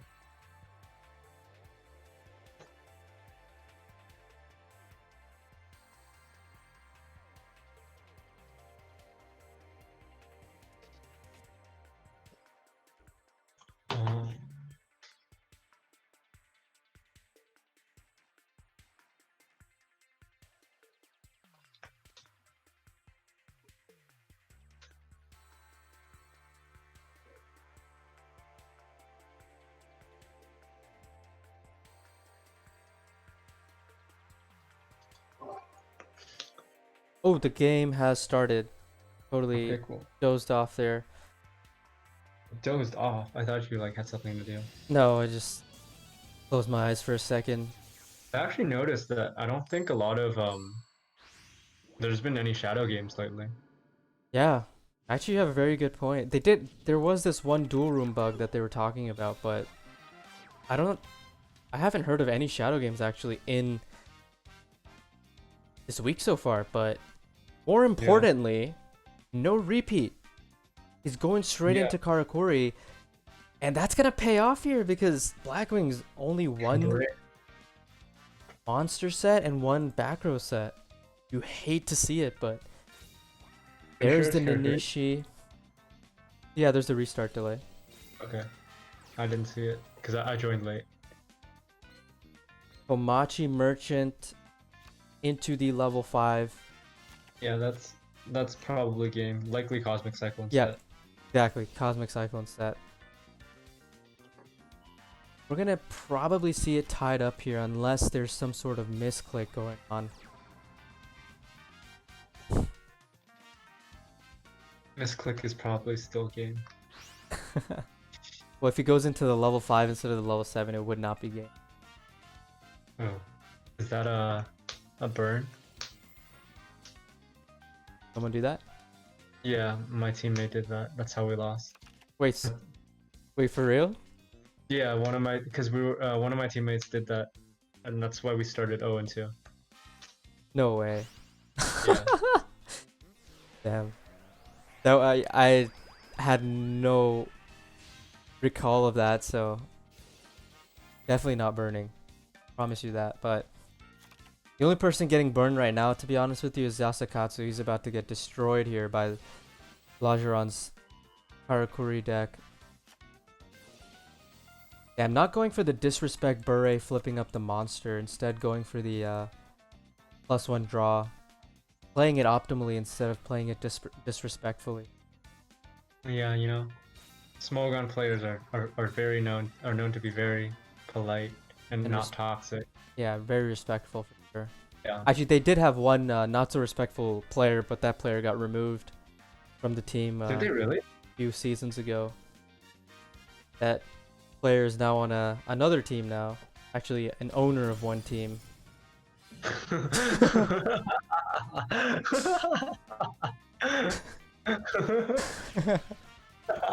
And there it is, game 5 and 5. Cosmic Cyclone showing it. We all knew what that was. Trying to Blageron get actually that was very good Cosmic Cyclone, showing that he's probably not playing Trinity. There it is, 5 and 5. Blageron putting himself on the board, getting rid of that problematic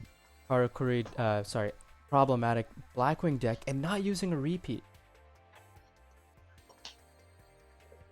Yeah. Actually like taking the gamble, but then the gamble working out. Always an amazing feeling. I do And- think that the matchup does favor Karakuri just because Karakuri going first are very strong, or are pretty strong into Blackwings, but Blackwings going first are not guaranteed to win versus Karakuri. They have pretty like if you go first with Blackwings but you don't have close, then you probably don't win. Actually, Stacks, Trunade has been very popular this week, but I would imagine, based on what we've seen, that I it have a was hot take. close to even. Like the Trunade / Econ TTH builds, like there was a more even distribution of it here versus what you would see in like KC Cup or tournaments. Then it makes a I lot have more a- sense. I have a kind of hot take on that. I think Trunade Karakuri is actually not very good in Team Wars. Oh, okay. Says the guy who went 4-0 with Trunade Karakuri. Thank you very much. That besides the point. The thing is I know. that Karakuri with in Team Wars, a lot of the matchups you send it into, like at least that you plan to send it into, are not matchups that Trunade is good in. Right. And then the decks that people will use to counter Karakuri are also not matchups that Trunade is good in. Precisely. So in that sense, Trunade is kind of awkward to use in Karakuri. I think playing a semi-limit that isn't Trunade in Karakuri does make the deck weaker, but Trunade in Karakuri is like it's very awkward in Team Wars. It's very hard to use from a strategic perspective. Yeah, I definitely agree with you, Andy. Like I think that version is better. The non-Trunade version. I think in Team Wars it's much better. It's quite a shame that we haven't seen as many teams utilize Karakuri, given that it is hands down the best deck. The Trunade-less version is not it's not as powerful it's not as good at streaking. Like the version that streaks is the Trunade one, but the Trunade version also has the weakness of Trunade probably being dead in your first or like within like the first 2 games you play. Trunade is probably not very good. Right. So now we're going into the second game. Looks like Infinity paired their Blackwings with an E-Sabers. Definitely makes some sense for this situation. Maybe expecting to get countered by Karakuri. Right. And missed the coin flip. But if E-Sabers went first here, this is going to be very good. The coin flip is extremely relevant. Right. The Karakuri player going first and not restarting is an insane advantage. Sauce, we definitely did not say that. Just throw that out there. We definitely did not say that. But unless you're talking about the other teams that didn't play it. If that's the case, then yes, I completely agree with you. But especially given that the format was going to change, this was the 1 week that, you know, was very like it was right in front of teams, honestly. And it's not very a difficult deck to pilot either. Like it's not like Witchcrafters when they came out, or even Cristrons when Cristrons were super good. Definitely a lot easier in the stealing level. But E-Saber's going second here, Andy. I mean, he gets that full board here with the trap. I don't know what E-Sabers can really do. I mean, they can. It depends. Like, if you tech the build out really hard to beat Karakuri, then it can still win. But it's not winning because it's Element Saber. It's winning because you're using cards that are good versus Karakuri. That would be cards like Needle Sealing, Mirror Wall. He's finally opening a combo that doesn't end on level 4, so that's good. Right, and he's also had the cash in hand, which is really good for him to Yeah. get the trap now. Going for the in over like the gamma oil combo. This is actually one of the versions. This is actually one of the matchups that I would choose to do the the gamma oil combo, even if I don't have the trap, as long as I Interesting. have offerings to the doomed or something Right. like that. And yeah, very Yeah. or like Tretch offerings. You're not at that much risk anyways because without a fire, without playing a fire in your own deck, they can't really Purgatrio you on the first turn. But also just getting the additional draw on your turn, and then if you have the trap, you'll get it on their turn. If not, you'll get it on your next turn, just to increase your chance to have True Nade, and or like pressure them, force them to use cards so that you can combat their aggressive plays with your own, or that you can combat their defensive plays with your aggressive ones. Another thing that I think is a mistake here is that I usually will summon Beret in defense in this matchup, especially if I have cash in, because you want to be able to switch your Beret into attack position after using it. But now you will see the Beret will go face down, and even if he uses the in to negate it, he has to put the Beret in defense. So forcing him to use the cash in a second time just to switch the Malehu to defense to protect himself. Yeah, that's definitely going to be relevant here because the Malehu is 200 stronger than that Beret, and he's going to be. Well, actually, I guess he can't attack because if he attacks, he will switch the Beret into attack position. But you're forced to use. Oh, Yeah, so he'll switch his Beret into attack position, which means that the Malehu will die. right. But if you started the Beret in defense and you switch it to attack, then you can keep the trap in the graveyard. How do you feel about him attacking with Malehu there? That was actually incorrect, yeah. I'm very confused about that, but there it is, the Ninishi. Definitely looking to get into that level 8 play here. Mm-hmm. Another thing with the half combo without the gamma oil is if you don't have level 3 tuner in your hand already, you kind of have to add it back with the level 5, because if you don't, then even if you can stop your opponent's play, you can't really do anything after because you're locked into like a 5 and a 7. So you only have one zone, and you're not drawing cards off the level 8 because you didn't make it. Oh no. Putting all monsters into attack. Not gonna play around Wall of D. Is he fishing for a True Nade? Yeah, I don't think he plays True Nade. We saw enemy controller in the Right. previous game. Right. Probably plays one True Nade and one Treacherous. Right. One econ with Tretch. Oh yeah, my bad. Oh One man, enemy. don't go into a WAD here, man. It's too late. Have to Attacking commit. with the Hyper first. Wall of D! There it is. Devastating Wall of D here. Onto 3 monsters. No trap. Used it earlier because he had to protect his Beret. Forbidden Lance. I don't know how I feel about that. Yeah, I think he has to do it, but he can't even attack with the monster that he's lancing. Right. Like, he's doing it just so that he doesn't lose his entire board for free, basically. Hyper going into defense, at least for his sake, that is good. But one Purgatrio here is GG. There's the Alistair off the top. Yeah. Oh my You god. hate to see it. I don't know if I hate to see it, man. He fell right into that Wall of D. And So this is what we were talking about earlier, right? About not playing True Nade. Obviously, he wouldn't have had True Nade, but because he did the half combo, and so he didn't get to see a lot of cards before he attacked. But even if he did, because he's not playing True Nade, he doesn't really have anything to draw into anyways. Infinity taking the lead again. They were Yeah. down for a majority of the game. It was 4-2 at one point, and now it's gonna be 6-5. Yasukado, man, 4-1 right now, putting the team on his back. Ferg gonna be lethal on this hit right here.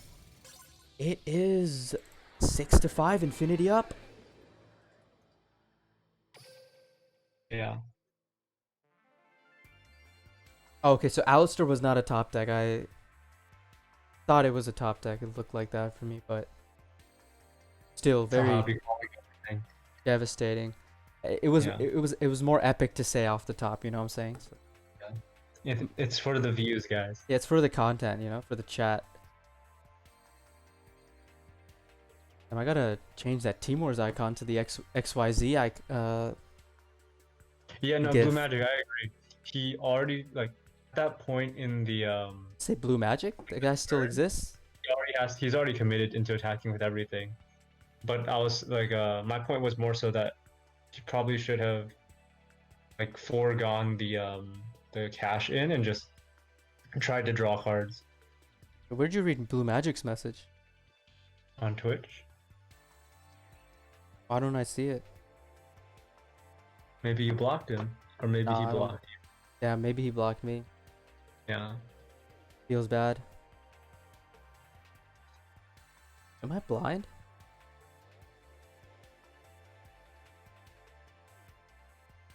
Oh, there it is. Now I see it. It's in like bright green as well. Why didn't I see his first message? Was it like way up? No, like- it's on the same screen. Yeah, I don't know. You're weird. No, that's yeah. I said that to Snip. Is he probably doesn't use True Name, but he could have drawn into like a second lance, something to like help him. Actually, I think. I'm not sure why he didn't set the lance actually, just because lance can deny the Alistair. There it is now. Sporific coming in. Oh my god, it's a Jaden Yuki. Are we seeing another Karakuri?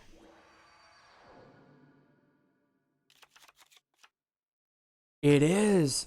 Wow. Bringing in Karakuri into E-Sabers here. Looks like Smogon is big on those sack might not decks. But E-Sabers going first, and we talked about this earlier. E-Sabers really wants to go first here. Breaking that No. Karakuri board. not an amazing hand though, but it might be enough versus Karakuri. It definitely might be enough. Not Now, smart. here's my guess, True Andy. It's definitely Nade? going to be a True Nade Karakuri, Yeah. or at least a I was- Karakuri with 4 back row hate, or 5. Deal with this deck. I think it's True Nade as well. Like, oh, Lance, maybe? That's all I can say right now. Even then, that's not enough. I mean, he needs an offerings here to... Oh, he it's too late now. definitely...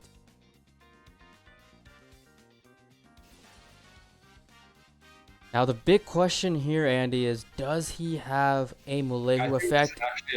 I think this is actually a huge misplay. Oh, a lot of people man.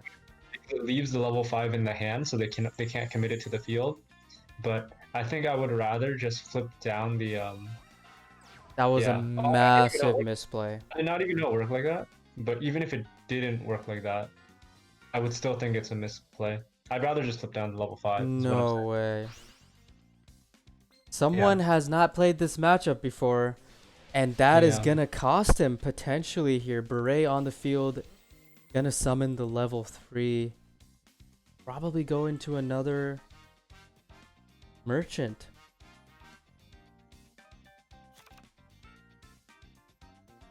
No, he's yeah. Level 3 into merchant. Cash in.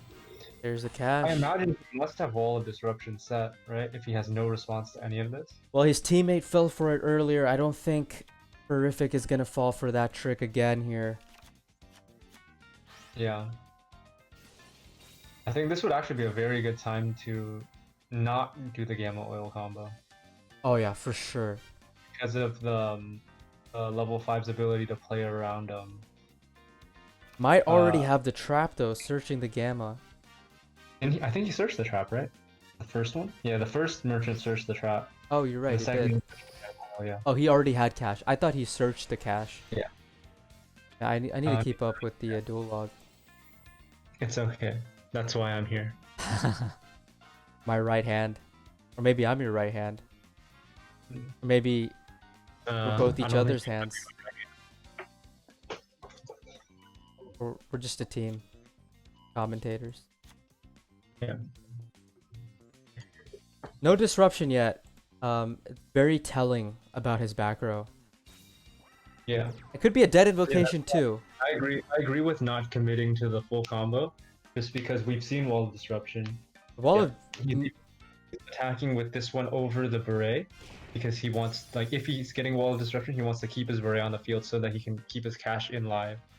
and the level 5 Very, is Very smart play. Musashi is very good into Wall of D, into that threat, because Wall of D is essentially useless against it. And you know, Spurific making the correct play there to not attack with the beret, for two reasons: one, giving him Destiny Draw, obviously, but two, threat of Wall of D. I think now I would attack with beret first, because you know that because like if you're putting him on Wall of D, you want to make sure that if the second attack goes through, then Wall of D doesn't stop it. Definitely, we're seeing the Probably Cosmic should hit one Cyclone. of yeah, then should hit the new card. I agree with that. Floodgate. 100%. Definitely a very strong point that you made there, Andy. Even if he does have Wall of D, Beret's going to go down to 800, or rather It wouldn't be game, 1000. but I'm saying if you attack with beret first, then you force his Wall of D to, like, you force him to use it, and then still not have Destiny Draw. Right, and he's doing exactly that. This might be game here. Did see Canadia from them earlier, and as I say that, Canadia on the Musashi, and he's probably gonna get a D draw here because of that Canadia. Now, do we have a Forbidden Lance in response? We do have the Forbidden Lance in response. This is devastating. Totally safe to do. And now Yasukatsu is in a very, very tight situation. Yeah. No True Nade though, Andy. Maybe he's not playing True Nade. Yeah. We've seen Cosmic and Lance this game, so probably not True Nade, to be honest. Oh, it's an econ. Or to use the enemy control. Wait. Actually, Why did he do that? He should have put chained enemy control, put the Musashi in attack. right. He should have put the Musashi in attack. He gets an Alistair, and that would have been Not game. not game because he has the Because trap of- set. Yeah. But it would have been No, better. I think either way he loses. It would have been better. He had to chain to the lance. That's 100% correct. That's a losing play, because if you chain to the Lance, then you don't have anything you can Destiny Draw. Yeah. Yeah, he was gonna lose either way. You're right. I'm thinking going on here. There it is. Spurific, the counter pick. Oh! It's not game. But what can he Destiny Draw? Lava Golem. He'll die not, to the lava. not even lava. You can Destiny Draw into Wall of Disruption. And that would still be game, actually. It would be exact game. Yeah. He needs to Destiny Draw into another Destiny Draw. Actually, you could go into another chain.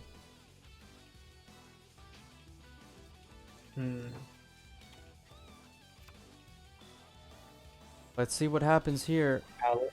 Oh, okay, that works too. Kind of. I don't think Palace works.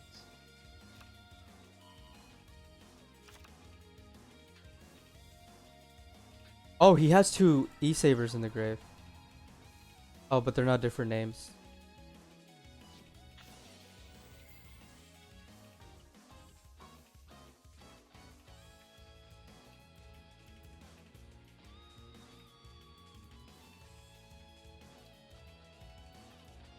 Still not enough to get over that beret. Yeah. Malayhu effect now can force the trap. Has to use the trap here. Oh. Very smart to not use it, actually. Oh. Oh my god. Actually, you're right. He didn't have to use the trap there. He has a merchant in hand. Now this is game. Stretch. This is the second time we've seen Tretch close out a game. Definitely not needed there to win, but closed it out. And Smogon has tied this up back again. This has been quite the close war, Andy. I'm surprised.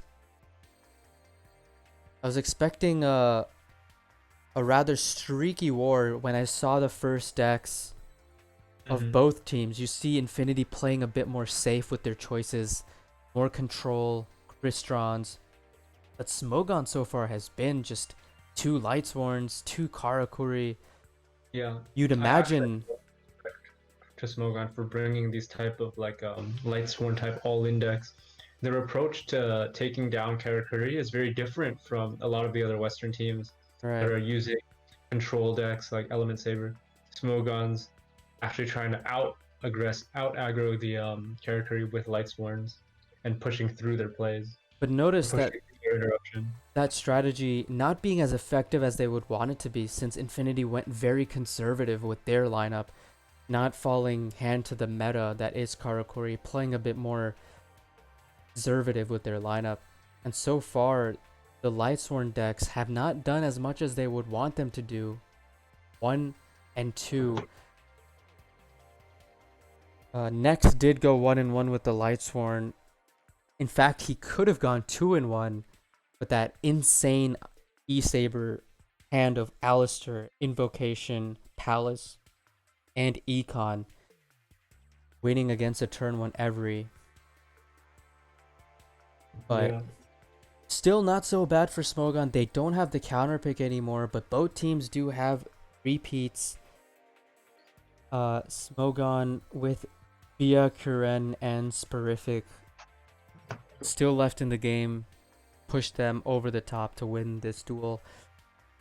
Guys, we do have a moment to talk about Fantasy League. Actually, I'm going to show you guys the standings right now of Fantasy League. Last updated 7 p.m. EST. That was roughly 3 hours ago. But Mimi is definitely, unfortunately, in the lead. And Who can take down this menace? got my name over there. Godfather, slight lead over me. Puzor and Sporific. Actually, Sporific is playing right now. Yeah. And I wonder if he has himself on his own team. And if he does, I mean, he's 2-0 right now. So Wait, is Magikarp playing? Magikarp's not playing today. Magikarp's not playing, so Mimi's locked in on 23. Sporific if he has himself on his team. Yeah. It's all on him. He could win himself the week. He could win the week. Well, winning the week doesn't actually do too much to bring back bragging right for sure. If you guys are wondering about Fantasy League, !Fantasy League in the chat. Let me just type that for you guys. Make your own team with 12 players in Team Wars. Mimi definitely had a solid choice of her team because she's #1 right now. If there's ever a player that you've always wanted to poach, but they kept rejecting you, now you can finally have them on your team. Feels good, man. Definitely true. And the entrant with the most points will win over $250. Second place will get a consolation prize, but nowhere close to that amount. But we do have our opponent or Sporific coming in. It is going to be Frost. Is this the No. Okay. There are 2 Frosts, just like there are 2 Francescos, and I totally butchered that. We're going to pretend we did not see that on the stream. You didn't see that either, Andy. I don't know what you're talking about. But we are 6-6, and we see... Looks like Neos invoked. I think that's a very questionable decision. What is your take on sending Neos invoked into Karakuri? Okay, so we know that they're not playing Shunade. And because we saw one enemy controller get Cosmic Cyclone and he revealed the Treacherous last game. So that actually means that I think Neos invoked is a very good call. into this deck because one Providence on a Merchant shuts down the entire turn. They play chainable cards such as Karma Cut to deal with established boards. Because he's going second, a lot of the starters that he normally would have, he no longer has. For example, Keeper is no longer a starter because it will get negated. Well, he It does looks also like play CC he- and Lance, which is really good in this matchup, especially if you go first. Yeah, we see that CC. he actually opened. I'm not sure why. Like maybe they're playing less cash, or for one reason or another. They've Smogon have opened like just Merchant with 3 back row, like a lot, like not being able to get to the full combo, or like even like a half combo. It Very- looks like Yeah. it looks like they don't have Shell. the cash either, which is very Oh, okay. unfortunate. Yeah. Right, Negating Keeper is probably one of the best cards to negate in this matchup. Now he's gonna get the Keeper effect here and the Neos Fusion shortly after sending the Shell, I predict. But Andy, on to your point, you know, not opening the ideal monster board, but still having a bunch of back row. I mean, if they have CC here, it's terrific. Just a CC here could be very devastating for Frost. But we're about to find out really what he has in his hand. I imagine he'll have to use a Lance right here just to protect his beret. Yeah, if he does have the Lance, but I wouldn't be surprised, Andy, if one of these back rows is a bluff. Yeah, I mean, we've seen Treacherous Trap Hole, Enemy Controller, I don't think. I'm just not sure what he can bluff besides like even Gamma Oil he would combo with. I don't think we've seen Gold Dust yet. Maybe Cash. Yeah, I don't think they play gold. The Econ Tretch build doesn't really play. He would have did a stronger combo. Oh yeah, Like, that's right actually. It's not hard to combo with, and That's not true. cards that so it pretty much has to be reactive cards or I guess Gold Dust. It's really the only one I can think of. That's true, yeah. That makes So it he's scarier. He's No getting a s- second search, probably meaning that both of his traps are discard traps. Yeah, and no CC either from Yeah. Terrific, which is really Monka-esque for him. Not for sure because Lance, right? Lance is actually very good versus Neos because if they have 2 discard traps but only 1 card in hand, then Lance actually negates both of them because they use one, they discard the trap or whatever card, you negate it, and then the other one can no longer be used.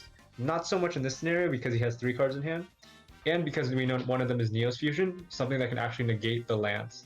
So Now, the one unfortunate thing about having Lance in this matchup is that Providence, unless your monster is already established like Beret right now, really is so strong. matchup. That's why I was saying earlier that because he's not playing Trinade, I actually think Neos is a totally fine call into this matchup. Yeah, definitely. Now the CC would have been really good for that, you know, getting rid of the Providence, but Yeah. he was top decking here. So Terrific thinking, wow, he did have the Cosmic Cyclone. Choosing to hold it for God knows whatever reason. For God knows what. I'm very confused. I'm very, very confused right now. They did this earlier and oh my god, he hits the ultimate Providence. What a snipe. If he has a Karma Cut, I probably would have used the Karma Cut right there. Just because then if he has a Lance, you can chain to negate the Lance. Right?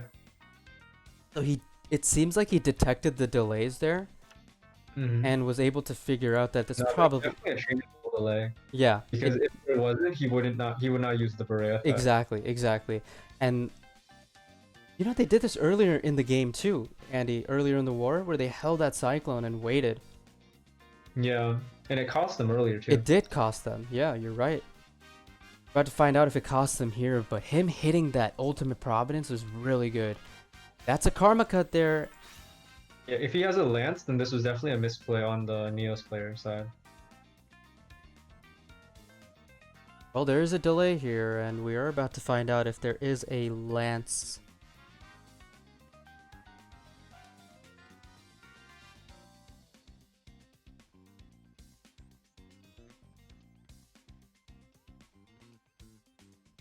So you could say that like if he has the lance, this is a misplay on both sides, right? It's a misplay on the Karakuri player side for not using the Cosmic Cyclone on the end phase, but it's additionally also a misplay on the Neos player side for not punishing and capitalizing on that misuse of Cosmic by Oh wow. our enemy control. So yeah, Providence would have won him the game right here if he chained it. He might still win, but now it's like it would have been guaranteed, I guess. And wow, Karakuri actually gonna lose this duel. Oh! It doesn't matter. He has Providence. Not Providence. He has Invocation already. That's So perhaps flipping with that Alistair was a bit of a misplay if you have the Stretch, right? Yeah.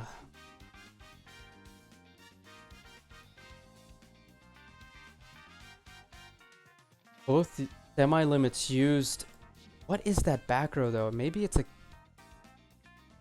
No, it can't be anything. Imagine it's Okay. offerings. He's still dead. Yeah.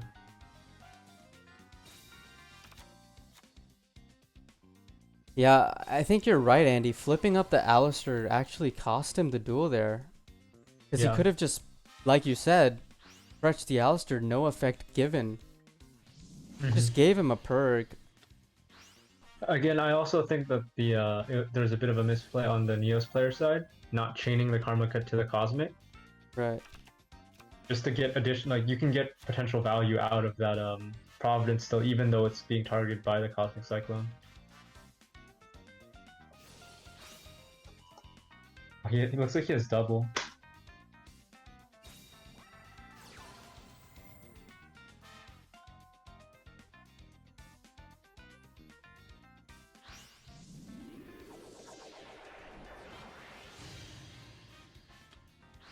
So yeah, Infinity keep pulling ahead here every single time.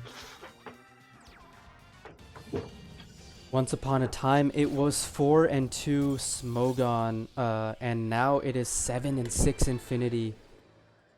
Creeping closer and closer to that 10 mark to win the Team War match. Frost doing his job as a counter pick to get rid of that Karakuri deck. I think it was very smart of Infinity to realize that Karakuri without Trunade is probably a lot weaker to a deck like Neos and Element Saber, and probably making some adjustments in their strategy or the decks that they brought to use Neos as the counter pick to a Karakuri after like noticing that they're not using Trunade, and they can be punished very heavily by a card like Ultimate Providence. Right. Now going into the next game, I'm gonna be right back, Andy. You take over real quick. Sure. Okay, then let me try to sync this. All right. Looks like it's level auger reduction. I know actually Yeah. I said I was gonna BRB, but I do want to see what the deck is. Yeah. Actually, you know what? I'll just be right back. I wouldn't be surprised if Alright. it's level reduction Black Wings. I know Smogon Yeah, I was gonna say, likes that deck. does Crow get level augmentation? I don't even remember. He I gets. think the one he does is level duplication, right? Yeah, he So doesn't. he gets the. Chat knows. Chat always knows. We rely on them. He gets aug. Crow is definitely the best character to use for level reduction because you get the he gets all three. Okay, Crow's is definitely the best one to use for level reduction because he gets the summoning animation for Blackwing Dragon. So if you're using level reduction Blackwing, you're not using Crow, then you have some problems. Low-key Crow is probably the best character you use anyway, just because he gets all It is three. level reduction Blackwings, or maybe level augmentation Blackwings. Okay, come on Uh, now. Alright, you take over. Okay, opening Black Whirlwind and Chris, which is really good. Maybe not so much in this matchup because they have the removal such as Karma Cut.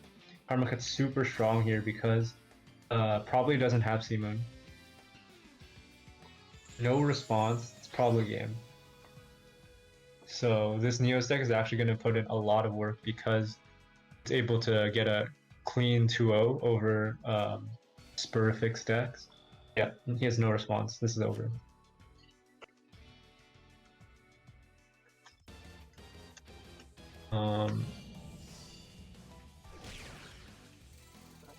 So one thing is like usually when you're considering characters, like a lot of people they'll just use a character they like, but in a more competitive environment, like maybe like a tournament, KC Cup, maybe like Team Wars, you can consider using characters that if the skill you're using is not revealed at the beginning of the duel, you can use a character with multiple meta skills that can help to bluff.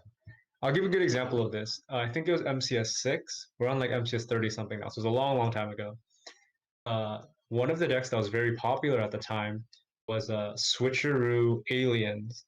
So it's just a control deck. It uses Cosmic Cyclone, and the whole point is that you use Cosmic and you can Switcheroo so you can get to your power cards more consistently. One player, I think it was Genkaiten, Japanese player, he actually went undefeated in Swiss this tournament with Bandit Bandit Aliens. So both skills using Bandit Keith. The advantage is that nobody sees Bandit coming. Like one of the biggest ways you can play around Bandit is by using your cards before they have the opportunity to take them with Bandit. So because everybody's expecting Switcheroo,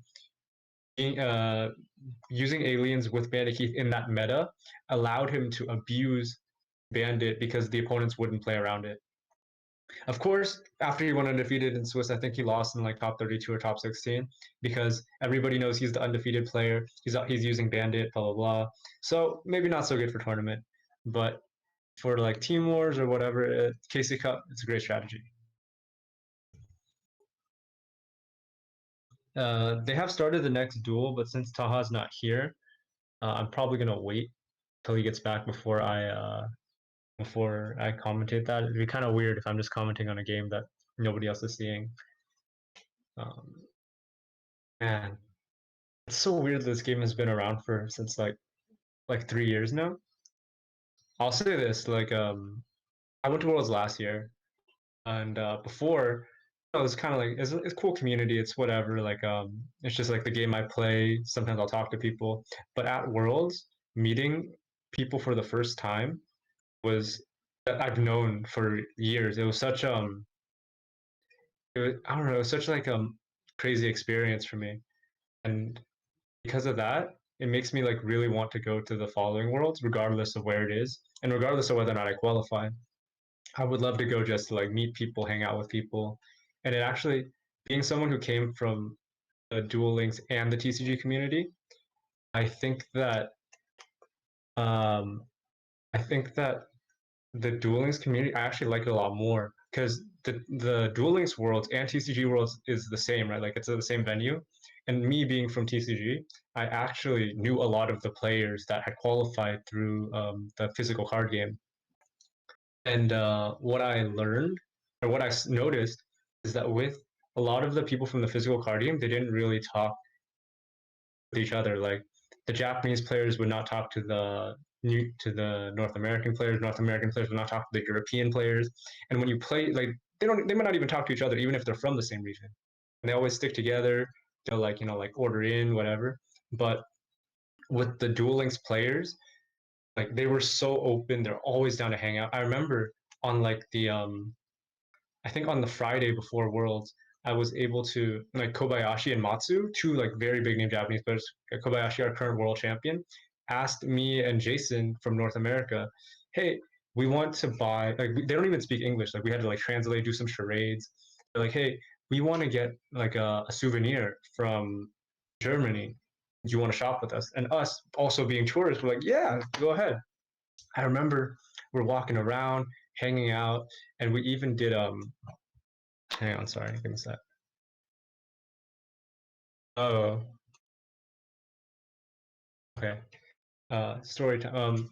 We even so Kova like so we're walking around and there's like this guy in like one of those like Mickey Mouse costumes, whatever. He takes a picture with us, right? He wants to take a picture of us, and the Japanese guys being tourists, they're like, yeah, let's take a picture. So we took a picture, and then for like the next 5 minutes, then the Mickey Mouse guy kept following us with his hand out because he's trying to get paid. Um,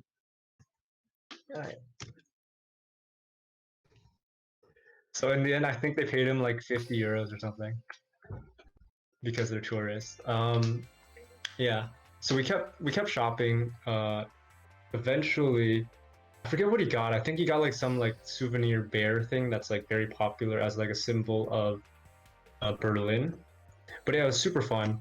I have some other stories, not ones I can say on stream, but all right, let's get into the game.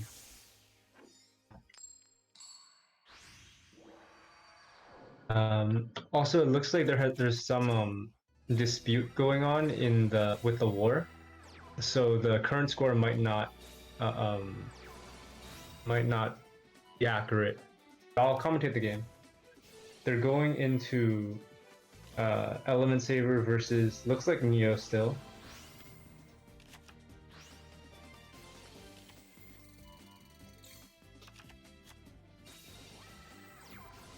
Opening pretty strong, pretty much the same as the previous game.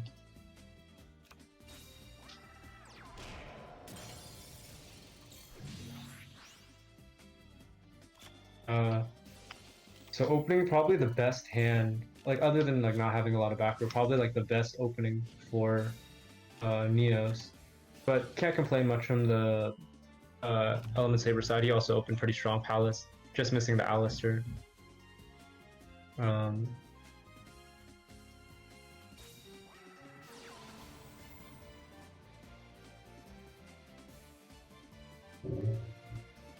So yeah, going into Purgatrio here. As long as the back row is not relevant, this could be very good because he'll be able to get out 3 monsters and there's only 2 potential Malehu flips.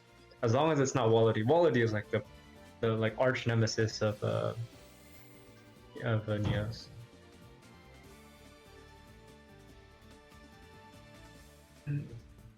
Andy and Aichan in Germany? Nah, man, I don't have that type of game. I'm sorry. So it looks like he is going to go for the triple fusion. He's trying to pressure through. I agree with this. I think playing aggressive with an aggressive type of deck like Neos is smart. Neos is inherently Brazilian.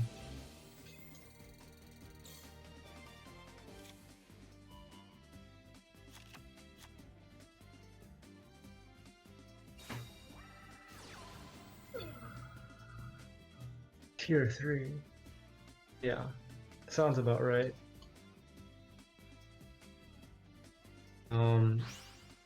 If the set is Providence, this could actually be a very, very good turn. Because how much is that? 1,900. Yeah, this could potentially be game if the set is Providence to deny. If the set from the Element Saber is not strong, and the set from the Neos is Providence to deny the Malehu.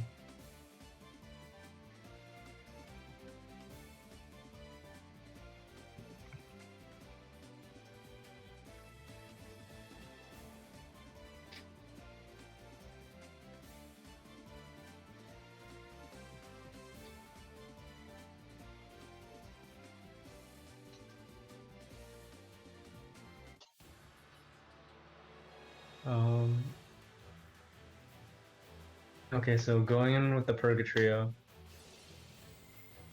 Looks like it's not Wallaby, because if it is, he probably wouldn't use the Malehu.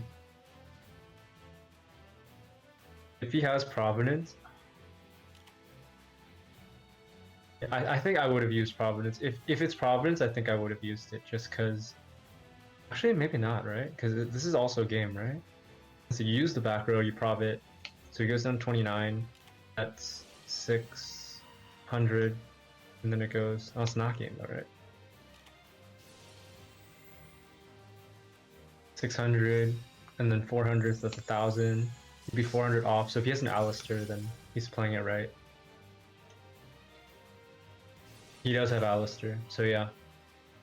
This is game. Unless he has another Element Saber in the hand. Oh, he has double Alistair. This is Omega game.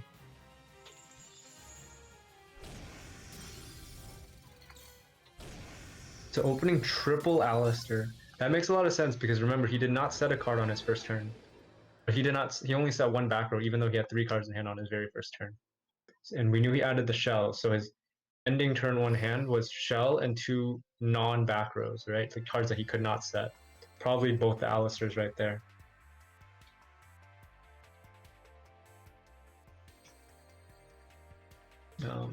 So that brings the score up to 8-6, unless I heard there's some dispute Okay. going on. I'm not sure what's Yeah, going I'm back. on. Oh, yeah. So unfortunately, guys, there is a issue. We're dealing with it currently. Keep you guys posted. Don't worry. Our goal is to make sure you guys are updated and we give you 100% transparency. I'm not in the channel, so I can't say too much. But based on what I've heard, it It's looks fine. like there It's might. fine. We'll keep you updated. Right now, there's a discussion being had about Yeah. the rules and interpretation of the rules. We'll keep you guys posted. Andy, I'm in the discussion, so if you can keep everyone entertained, talk about ban lists, a new world, whatever. Gee, Thank you. more story. All right. Stay tuned, guys. Thank you for your patience. All right. Let me think. Okay, so at Worlds, so I don't know if you guys know this, but me, Jason, Willie, and Mark, or MA, we're essentially from the same region, right? So like we're like not just like North America, but I live like within 40 minutes of them, like 30 minutes. They live within like 15 minutes of each other. So we live really close. We've known each other since before we started playing Duel Links. We used to play at the same locals. So last year, when me and Jason qualified, we asked Konami to set up our flights so that we could fly together. Because why not, right? Like, it's a long flight. Might be nice to at least have a friend there. In the end, I'm pretty sure we did. If I remember correctly, we didn't even sit next to each other because Konami screwed it up. But whatever. We flew the same. We landed. We had a layover in Germany, not Germany, in London. First time I've ever been to London. But for some reason, we were on the layover flight for like 2 to 3 hours, and in the end they ended up canceling all the flights for the remainder of the day, right? So usually when that happens, the airport has like deals with all these hotels where like they can get you a hotel room to stay overnight, but they messed up with so many of their flights that so many people had that they were already all booked out on all of these hotels. So me and Jason, we went to the customer service desk, we asked them for a hotel room, and they gave us, I think, like a towel and like maybe like a toothbrush. So, and they're like, good luck for the rest of the night. So here's me and Jason. We're walking around London. Neither of us ever been to London. We both have a towel and a toothbrush. That's it. We're trying to find a place to stay, right? We go to like 2 different hotels. Both of them are fully booked. We're like, shoot. So we end up, no, I'm not shuffling cards in my hand right now. So we end up eating. We're kind of hungry. We eat at this. It's like some bar. It's like kind of like a bar, but like we got like fish and chips, whatever, calamari. Afterwards, we find a Holiday Inn, and they're fully booked. But when we're telling them what happened, they feel so bad for us that they let us stay in the lobby of the hotel or like the motel or whatever for the whole night. And that is where me and Jason built our 5 decks for Worlds. Like that night in that motel room. And then like they were so nice. Like at first they were like the hotel staff were like, oh sorry, you can't, we don't let people loiter around our hotel rooms, our motel lobby. But when we told them what happened, they not only like let us stay, but they brought us like muffins, they brought us water. So it's cool. Afterwards, so we ended up getting our next flight, but the problem was that I booked my flight, and then by the time I handed Jason the phone, the flight that I booked was already completely booked. So my flight ended up being on like the next day in the morning, and his was like at 3 o'clock in the afternoon. So I fly out first, and I land in Germany. I'm by myself now. I'm with some other people that also landed, but I'm not with Jason anymore. We get to the hotel. I sign up and I do all the get to know you stuff, and then we go, and then like all the Willie and all like the really cool Duel Links people, they're like, hey Andy, took you really long, but we waited for you, let's go. So we go out, time for lunch. I meet Decade for the first time, I meet Gia, I meet Poggin. I don't think the Japanese players are with us because they're weird until later. But I meet like Poggin, Wise, all these cool players. Decade is interesting. I'll say this: Decade is very different from how he is in real life and how he is when he's streaming. He's in real life. He's a lot more like how he used to be before, like maybe like in 2017 when he streamed. I think that's more representative of how Decade is as a person. Of course, I'm not saying that that's like a good thing or a bad thing. His stream is entertaining for the people who like it. So we go. We pretty much tour around like the main part of. Oh yeah, Raymond's with us too. So, but Raymond is, I don't know, like Raymond's English is actually pretty good, but he was like so self-conscious about it that he kept asking me to translate everything for him until like we meet some girls. Then he's all by himself. And then so we're just walking around like the main part of Berlin. We're eating, we stop at this place to eat. Honestly, like I ordered like the worst thing ever. It was like some like pizza thing, but it was so bitter. It was probably the worst pizza I've ever had. But we ate, and then I've met up with Willie already. Willie didn't qualify for Worlds, but he went to hang out with us because Willie's a cool guy, wants to meet up with everyone. So he was there. We're all hanging out, and then at some point we go. I think at some point after we've done a lot of shopping, we just go back to the hotel, and the hotel is huge. Like the hotel has 4 wings. Like if you ever watch like Beauty and the Beast, they have like the East Wing and the West Wing. This hotel had 4 wings, and each wing was big enough to be its own hotel. Like it's insane. The venue for the tournament is also in the hotel, so it's crazy. And the whole like stage you guys saw when you guys were watching the World stream, that was like not even where Worlds was. That was like a section of where we had Worlds. There was like a players lounge. There was a streamers lounge. There was like a back room. There was it was insane. Like this hotel was huge. So we had the whole tournament there, and what was his Raw? He introduced me to this food. It's called a doner. I don't know if I pronounced that 100% correct, but this food is like, it's like sex, man. Like it's amazing. I would go back, like I don't know if I would go back to Germany just because like I would go back to Europe just because Europe's kind of boring. Like it's a lot of stuff to see, not a lot of stuff to do. But I would definitely go back just to have another doner. Yeah.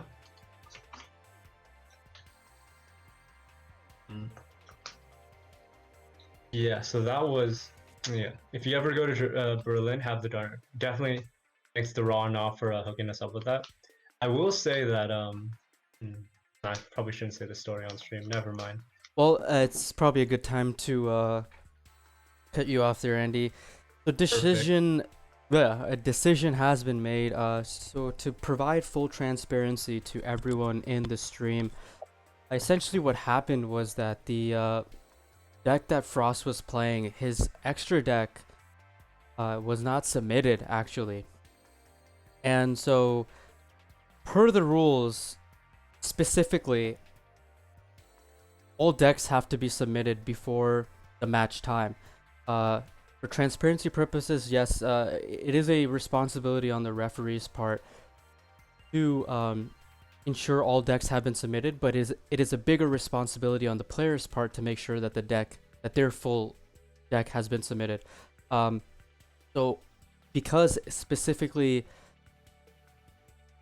this is not stated in the rule set, which you can check out at #league rules and format in the Timor server. Since it's not specifically stated, the commissioners had a meeting for a few minutes to discuss this. The closest interpretation of this rule, given what is in the rulebook, is the disqualification section of the rulebook, which specifically states that a player entering a duel with the incorrect deck will receive a game loss / deck loss for that duel and may receive retroactive game losses upon investigation from the match officials. So in our attempt to closely interpret this existing rule with the given novel situation, what we're going to be doing is it's going to be a deck loss with the reverse of all the wins. And so I believe it was Neos Invoked. So Frost's Neos Invoke deck is the wins are reversed and it's going to be back to 6-6. But since Frost is getting a DQ loss for playing a incorrect deck, it's going to be 7-6 Smogon. Unfortunately, that's the case, but rules are rules, and not submitting a deck is a part. Your full of your deck is it's a big disaster for the player, and that's just how things are. I mean, in a tournament, if you don't submit your extra deck and you win, you're just gonna be DQ'd from the tournament. So it's gonna be 7-6. Smogon is gonna get that DQ win, and I'm gonna update the scores to reflect that. Yeah. We also did investigate to make sure this was not a malicious intent. Just to clear everything up, it was not a malicious intent based on our investigation of the situation. So definitely an honest mistake, but rules are rules, and we have a standard and a precedent to put forth. And that's what we're gonna do. So, if I'm not mistaken, it's gonna be Frost's second deck against Sporific's Restart Karakuri, which is really unfortunate because they Frost won won that another game after the dispute started, so that's gone too. Right.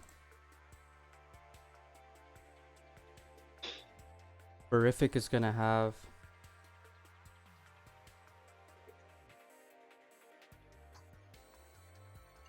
both decks. What's very unfortunate now, right, is that Infinity knows Sporific's second deck, right? And so this is why a retroactive punishment was necessary.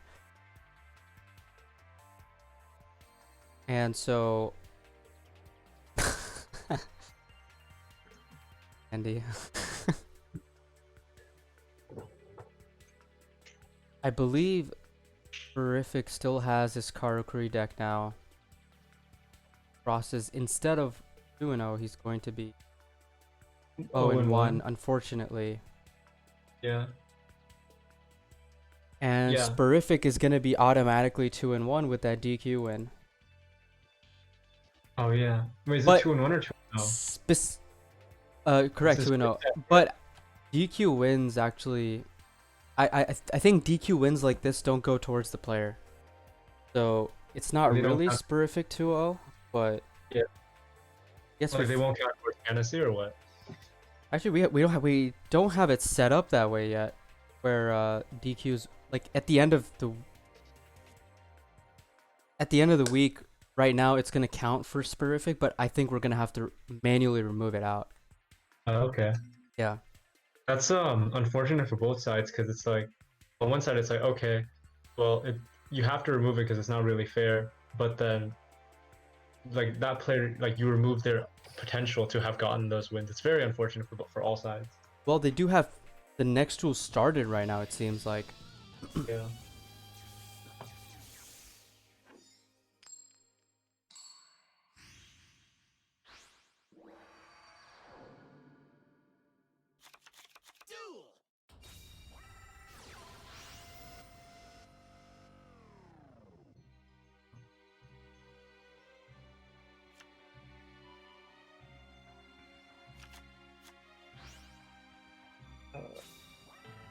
So the second deck looks like it was Witchcrafter. Opened pretty good with charge. Yeah, second deck with Neos invoked, being Witchcrafter. Now, this is definitely not a good matchup, and the fact that they're not able to repeat either because it was an incorrect deck is super unfortunate. So it's, unless they can get a very solid board here. He opened pretty strong, so it might be okay. Like he could easily copy the holiday, summon Shmieta, and then go into Veer, and then or go into something, and then Shmieta can send Patronus to get back the holiday. Right? Yeah, exactly. Mhm.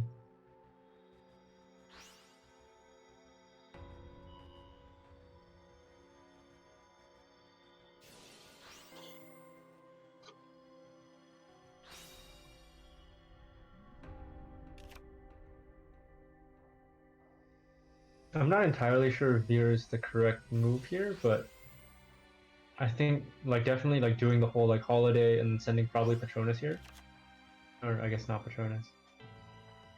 I would probably send Patronus here, but that is kind of greedy, I guess, because you don't have any other form of defense.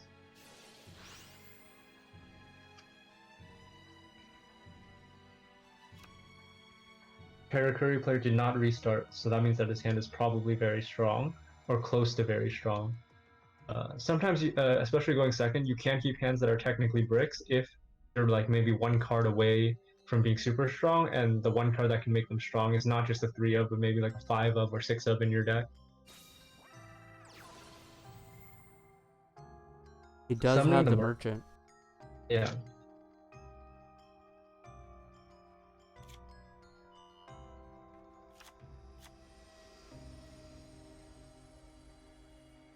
What do you got? Kuna, level 5, yeah. A lot of times, negating the merchant is a little risky because if they already have the level 5 in their hand, then you essentially negated nothing. A lot of Witchcrafter players will opt to instead negate the Synchros, affect a special summon from the deck, and that will also negate its ability to change battle position.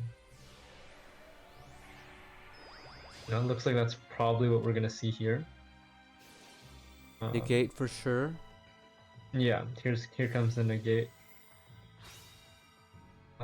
We've already seen Spurfix list, and it looks very similar to the rest list that his team is using. So we can assume enemy controller. We can assume treacherous, like some number of lances, some number of cosmics. Obviously, no true nade. Personally, can't say this for sure. Personally, I think that they're using a very low number of cash. The spell that searches for essentially merchant.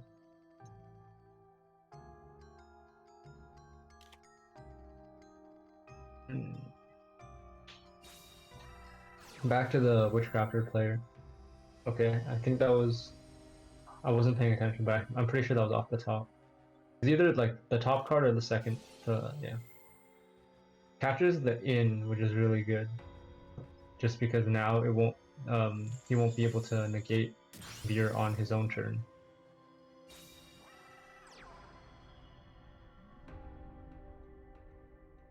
I think this actually looks pretty good for Frost, not gonna lie.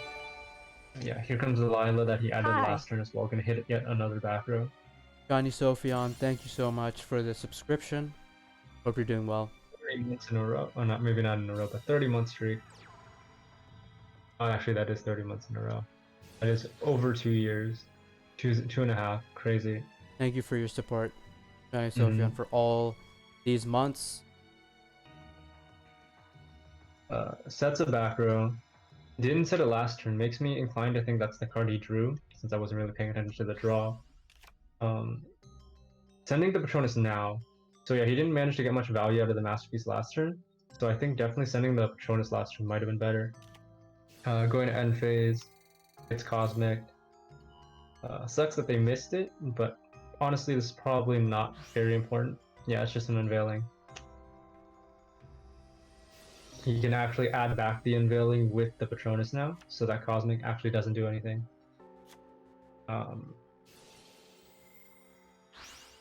End phase Mill 3. Mill's Machine Angel Ritual, that's huge. Back to the Karakuri play. This is looking very bad for Karakuri now. The one saving grace I will say is that the Witchcrafter player does not have access to Minerva, and Raiden is already in the graveyard, so there's no real synchro play. It does have the Lumina, but with the Zone's Cloud, won't be able to go Lumina into Raiden.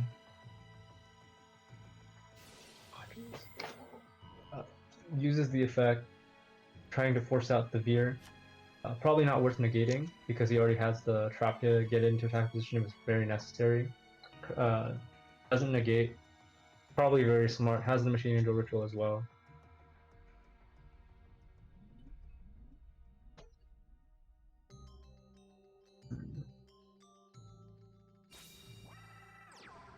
Into the tuner. Not sure if he has another normal summon. We'll find out. Last turn, the beret did get negated, so we have no real information on whether or not on what the mystery card in his hand is other than, and he set 3 cards, so it could be back row, could not be, we don't know. This looks really bad for the character player though. Like I think Spurfig loses this game. Yeah, Infinity is actually going to be very happy with this outcome. Well, after what just happened, getting the chance to even it up in a unfavorable matchup, most people would argue. So, oh, Sniffus, thank you so much for the subscription. Oh, actually, Shiny Sophion gifted Sniffus. Sniffus, be sure to check out Fantasy League. I'm sure you're gonna love it. Make sure to put Andy on your team. That's free, 5 points every week, right? I was very sad to enjoy find the out emotes and the ad-free viewing. I was very sad to find out that nobody picked me this week. Except for me. Yeah, yeah, exactly. So nobody picked me this week. Yeah. Very sad. Everyone that picked you is in the top 5, so I think they're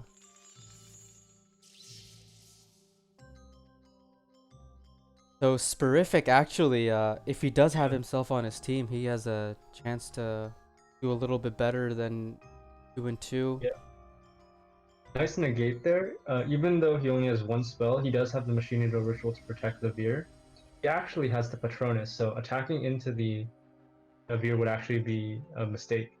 Because he has Patronus and he has the 2 spells that are banished, the Holiday from the Genny and the Unveiling from the Cosmic Cyclone.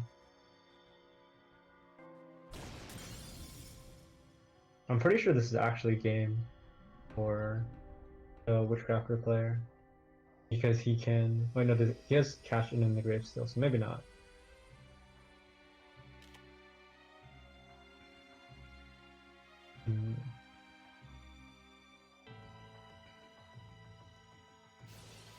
Yeah, so he goes Masterpiece, summon from the deck, probably banishes the Collaboration, and adds back all 3 with, yeah. This should be game through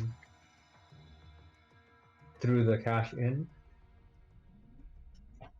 because he will be able to he he will be able to double Collaboration on both the Veer and the Bittori to play around the cash in, and then he has 3 spells in hand to boost whichever one lands the attack enough for lethal.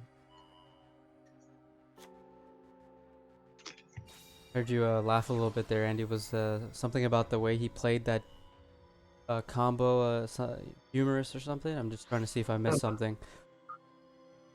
It's the crack in my voice. Oh, okay.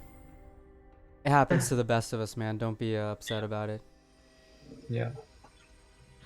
So sending the Genny here to get the double Collaboration play going.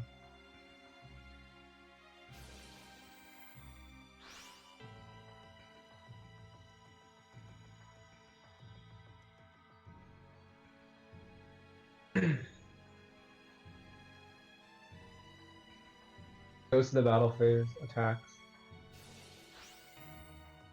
Yep.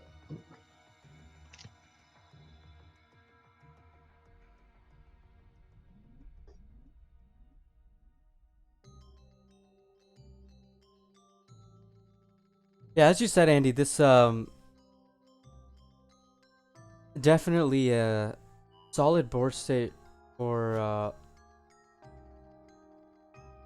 Witchcrafters, but what do you think Karakuri can really do to win this game? Nothing. You think he loses right here, or is it just gonna be a way to clear the board? We know he has 2 spells, and he has both the monsters were collaborating. Oh, Okay. I missed the collab. Sorry Yeah. guys, I'm still healing Yeah. some remnant. Oh my god. We're, Yeah, we're man. good now.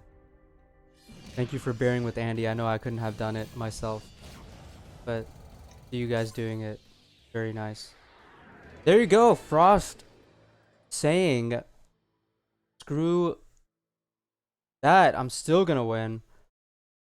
Tying it up. Respect.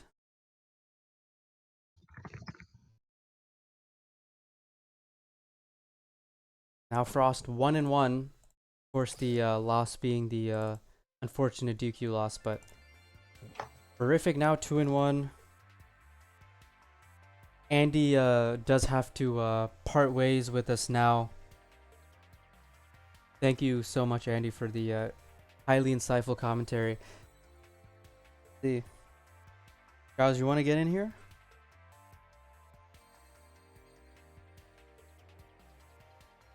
Something came up for Andy, unfortunately. Everyone thank him for his fantastic and insightful commentary.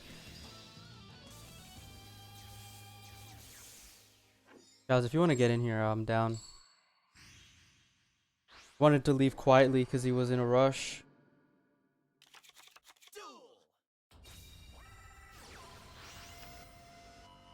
I mean, who has the superior voice and commentating ability, Shiny Sophia? And you tell me. Wow. Activating charge. Using Show of Nightmares and getting the grass. That is going to be a 10 card mill. Not the best mill. He did get 1 collab, Jenny, and 2 Shmira, so he's going to be able to get back. Spells, no he won't, because he's going into Raiden. Now this is a little bit better. That Masterpiece in the Grave. Definitely need that versus Blackwings, which is what we know Spurific is playing. We're going to have Xiao's finishing off this co-cast. I'm going to quietly change this to Xiao's. Omi Xiao's. Xiao's, I'll get in the booth. Give me a sec. I'll meet you there.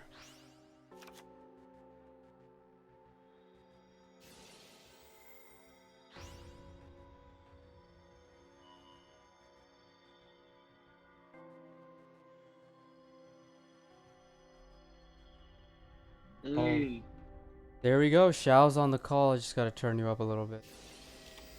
Yeah. Let me turn on the stream. Oh yeah, definitely do turn down the stream. I want to hear ourselves talking. And this void of Taaha and Shell. Not a little bit muffled compared to usual. I don't know. Let me use my other headphone.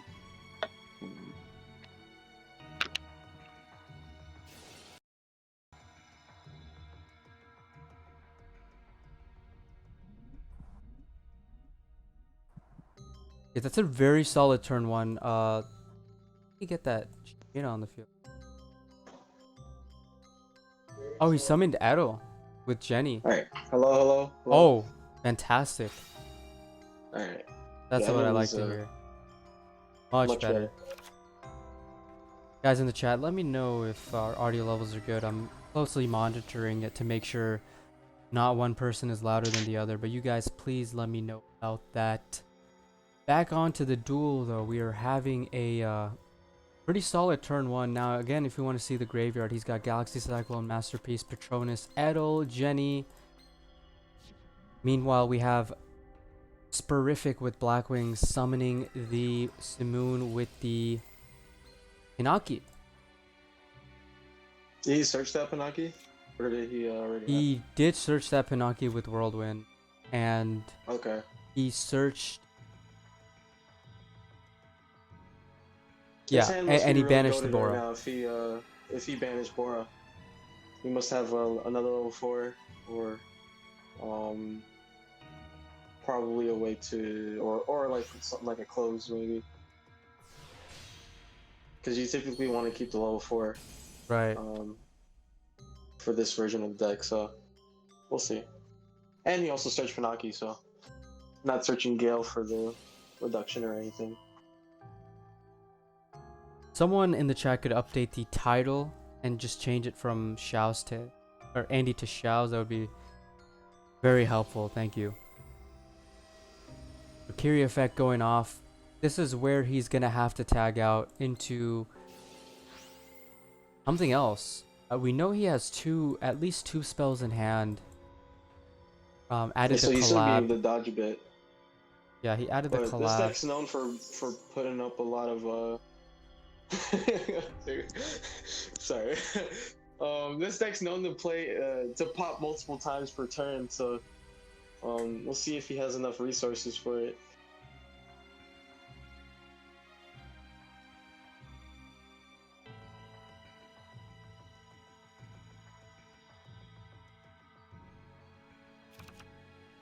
Oh my god, these clowns in the chat. Yeah, man, what did you do with Andy? Silent killer. Yeah, that's what they're talking about. Yeah, I killed Andy. My bad, guys. That's totally what they're talking about. Oh my god. Yeah, there's the Chris. So he definitely he's in there right now. We'll be able to pop the Very. Obviously Very's probably gonna negate. But if he is playing Oh, he's going into the Joe. Oh, he might go Onimaru here. That's what I was about to say, yeah.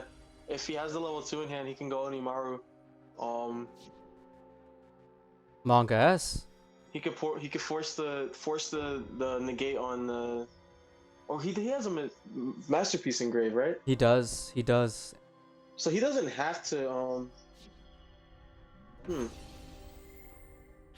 reason why I'm saying this because the way he wins this game is. Oh my god. He's gonna negate now. Wow. Damn. Finesse. There's the close. Big oof. And there comes the level 8. Where So is... this he for sure has level 2 in hand if he sent the Joe. We're just waiting for it. This way he has lethal over the rating. Oh, my bad. To, I don't have the animations off.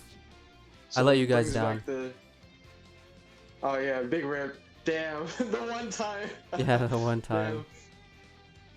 Damn. I'm never so streaming this way again. You can just swing over Raiden without having to worry about There's the Sohaya, King. and he's gonna summon the That right carry back, yeah. yeah. Pop Onimaru and game. You gotta turn your stream down, buddy. Oh, still I? Okay, sorry. All good. Happens to the best of us. Yeah. Kyrie in hand? Yeah, Kyrie's gonna save him from 4,300 beat down over the Raiden. He's...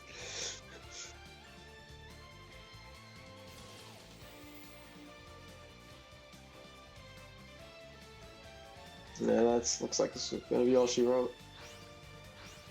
Yeah, I mean, there's not much you can really do there. Oh wow! Oh wow! Oh wow! Yeah, he's summoning the Very from the deck. What the heck? Damn, and he's gonna get the Jeez. unveiling and the collaboration back. He said, I'm gonna do everything I can to stay in this duel for as long as possible. That Bear is dead no matter what. Let's be honest. Yeah, that Onimaru is just he gonna. loses right now. Yeah. Well, it's not. Onimaru swings over the thing. Oh yeah, that's true. It was. That's true. Yeah. Or Raiden is not a spellcaster. Yeah. I had a brain fart there. Actually, played Witchcraft for a bit, but I forgot that Raiden was not a spellcaster. I never played with Yeah, Raiden and spellcaster before. That's what I was thinking. I was like, oh, it's gonna be enough, but yeah. Well, there it is. Smogon 8 and 7. It's Terrific 3 and 1 right now. Still look. Yeah, I got that dual room number. I've been watching them stream. Oh, yeah. I'll hit you up with it. I'll let the ref know as well. Yeah. I totally forgot that I have to give that to you. And I haven't done this since like season 5, I think. So I mean, still getting no used worries, to it. bro. I'm a This is rookie a at great this stream. point. This has been a great stream so far. Andy was carrying me a little bit there, I'm gonna be honest, but alright, I DM'd it to you. Alright, thanks. Yeah, I mean, there wasn't much the Witchcraft player could do there. Him opening that close essentially just won him the duel. Because, if, you know, negating there, I don't even know if I would have negated there to negate the Joe. Because, but I mean, I guess he would have saw the delay on the close, so it didn't really matter in the end. In the end. He had the hope that he didn't have the level 2.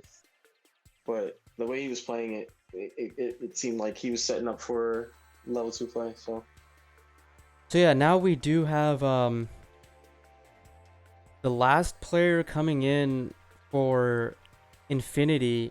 It's gonna be Dante. Now here's the thing, 8 and 7, it's still salvageable. You know, gotta go +1 with one of the decks, 2 and 1 with one of the decks, and you can win the war. But you are being paired up against a level reduction Blackwings. They don't have an E-Saber here. They're gonna have to rely on something else to get rid of this Blackwings, whether that's the Mirror Match, Karakuri, hopefully not Witchcrafters. yeah, that'd be a Monk Best. Especially level reduction Witchcrafters. I mean, I know Necro Valley is very good, but that Onimaru, man, so good. I mean, like, just being able to play through like triple negates as well, not being like Witchcrafter doesn't really like their disruption is just negating you for like that one time. So, and the deck easily plays through that. So Yeah. it's just a matter of what they have. Now here's the thing, you right? know? Dante is the last player left, but it's taking him a bit to get here. What that tells me is that they're making a very tough decision between the 2 decks that are left, and they have to decide which one to choose from. It wasn't an easy decision, and they are starting now, so we're about to find out exactly what they sent in. Breaks the team. Oh, is this a mirror match? Oh wow, It's and just he like, won the just- coin flip. Dante just won. go second for it. Why not? Yeah, that's the mirror match. So he was like, you know what? I'm just gonna go second, easy peasy, and that's what's happening here. So now, we Very did see beautiful close in mat. the- I yeah, like it's pretty- Dante's both mat. of them are pretty nice. Best mat in the Black Rose game. always- I mean, I have my opinions on that. You know, as a waifu connoisseur. Yeah, Black Rose mat is so nice too. Yeah. He knows that he does play close because he revealed it last duel. So, not necessarily an auto win for. Yeah, he could you know, brick. for the matchup. He could brick. That as well. He could brick. And you could even set up a play where you summon Chidori, or you summon like something first and then summon Chidori to float. I mean, with level reduction, yeah. you can. Oh, he has the moon. So with level reduction, you can actually end up on like 3 monsters. Yeah, and also being able to utilize your opponent's field spell here helps a lot. Yeah. Makes your combos even more like loose. It's actually gonna be like if he has the very optimal turn 1 here. If Spurific has it, it actually might be pretty difficult for Dante to like OTK Spurific, but it looks like he might have Harmattan in hand already, or he's gonna search it here. Most likely searching it here. Or sorry, not Harmattan, Orochi. The Panaki. Oh yeah, the Orochi. Yeah. Oh no, he searched the Harmattan and then he searched the Orochi. Yeah, I totally just Yeah. messed up the names. Let's forget that happened. He's gonna go into the Rikiri now, I'm assuming. And yeah, likely gonna pop that field spell too. Don't want him to want to take advantage of that. You know, I get to use it and you don't. exactly. And going first does give you an advantage in that sense, but he's gonna use the level reduction now. And likely gonna use it on the Hinaki. Or the Rikiri. to Yeah. summon the Harmattan. Don't forget Rikiri to pop effect. your field. Okay, there we go. I was about to say, don't do that. All right, so he's gonna pop it. So he has to work with. He almost has to work with how this guy works with his deck, except he doesn't get to play Armiton. He's gonna go Hog Joe. Okay.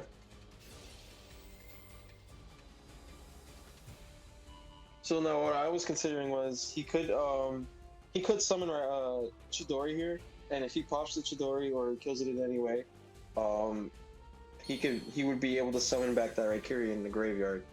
But I mean, this is still you know, if that's a closing hand, then he's chilling right now. Yeah, I don't know how I feel about having Pinaki in attack though.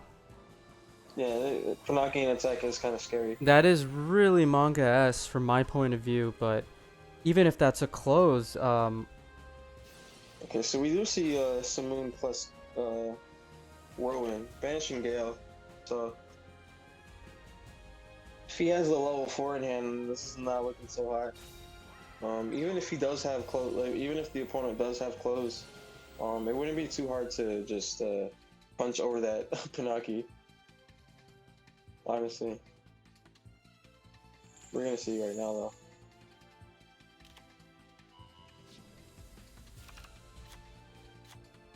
He grabs the Roshi and another Gale.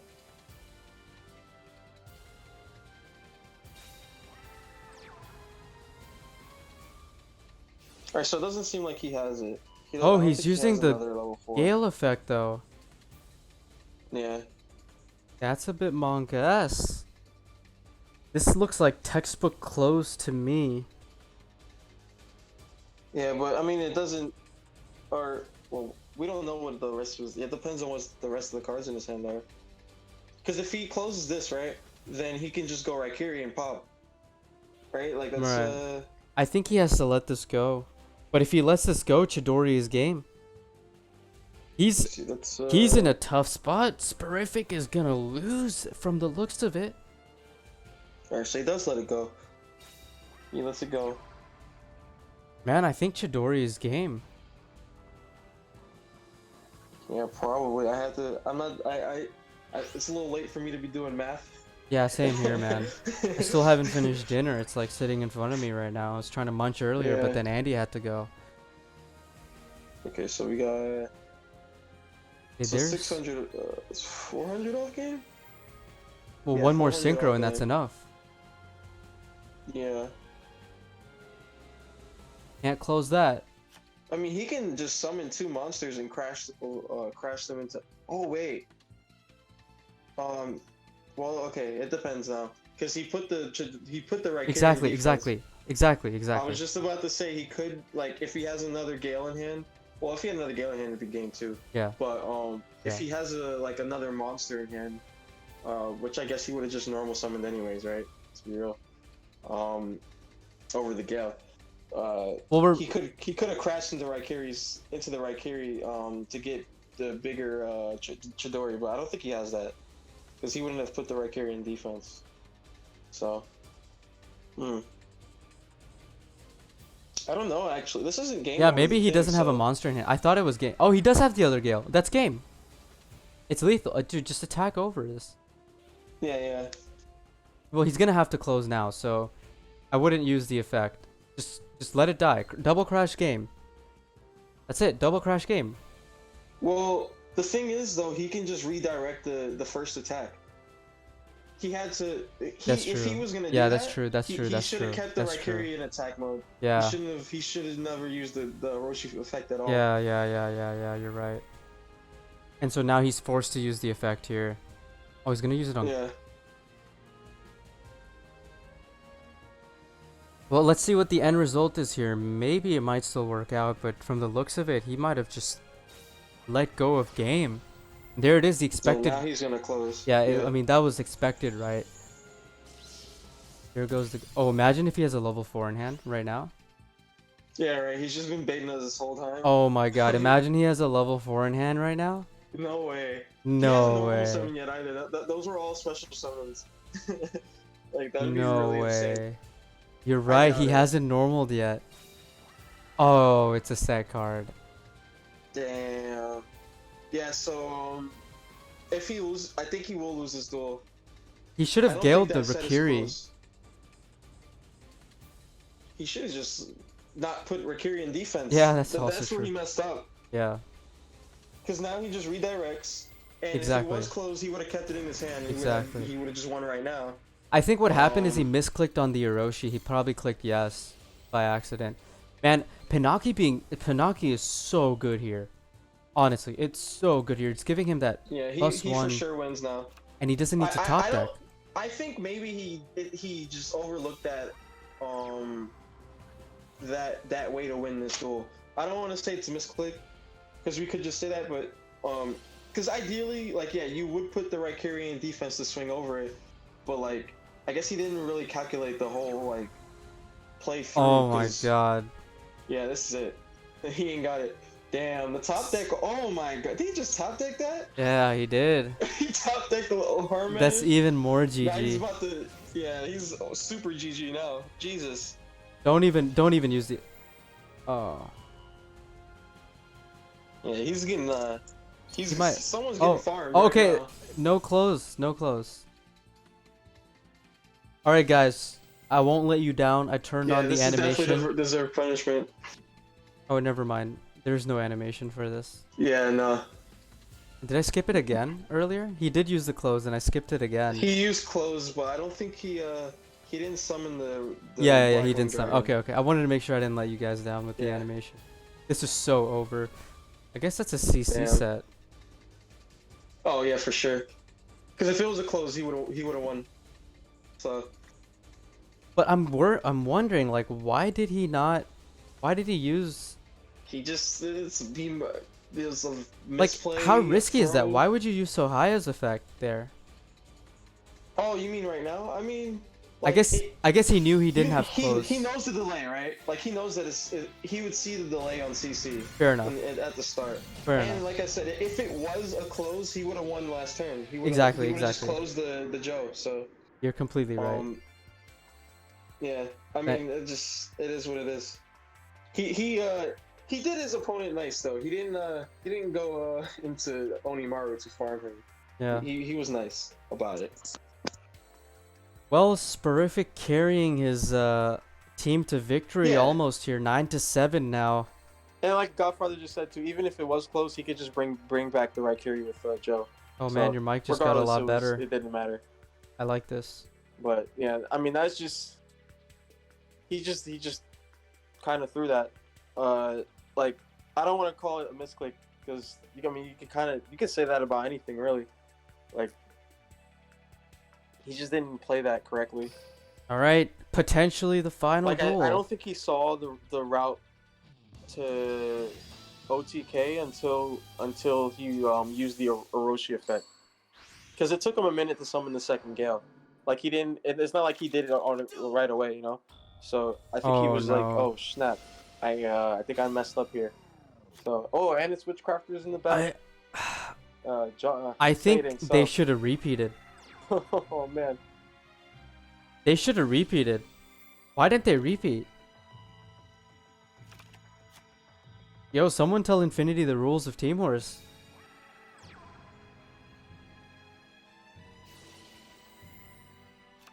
You gotta take the risk to repeat there. I mean, Blackwing's... Ooh.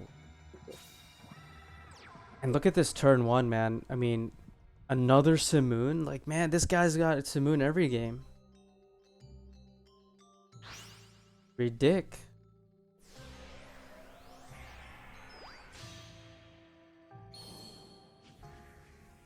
There is Raikiri and... Oh, sorry about that. My headphones are disconnected out of nowhere. I didn't even realize it. You're good?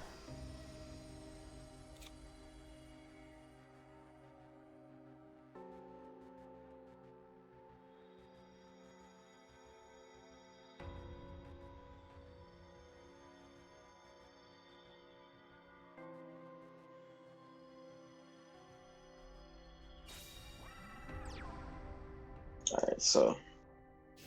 Raiden, normal summon. Pittori and recharge, not bad. He is playing the solar recharge build. Yeah, he is.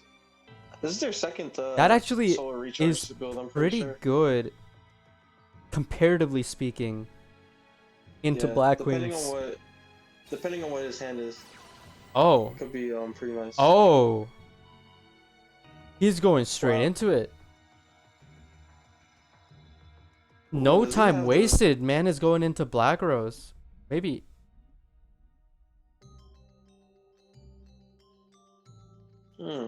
No close. It has to be no close. I mean, he doesn't. Maybe every? I don't know if I would go for. you can't go into every, can you? It has to be a not. Oh, never mind. No, he can make every. He can Yeah, make yeah, every. yeah, because the non-tuner spellcaster, which is Maybe maybe if he even has clothes, maybe he holds it.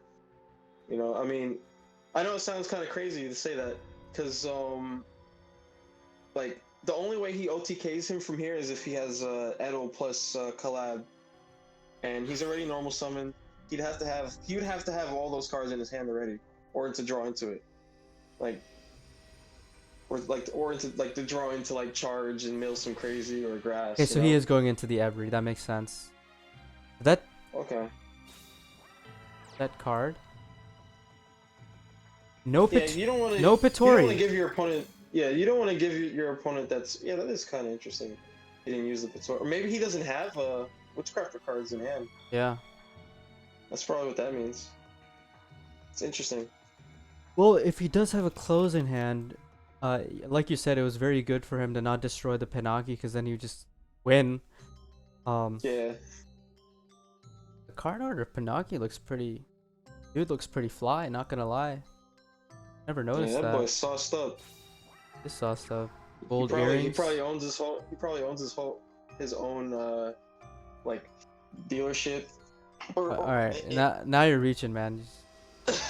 Like, we were were good for a second, then now you're just like kind of. Alright, so we got the Harmadden, you know. Got Harmadden coming out here.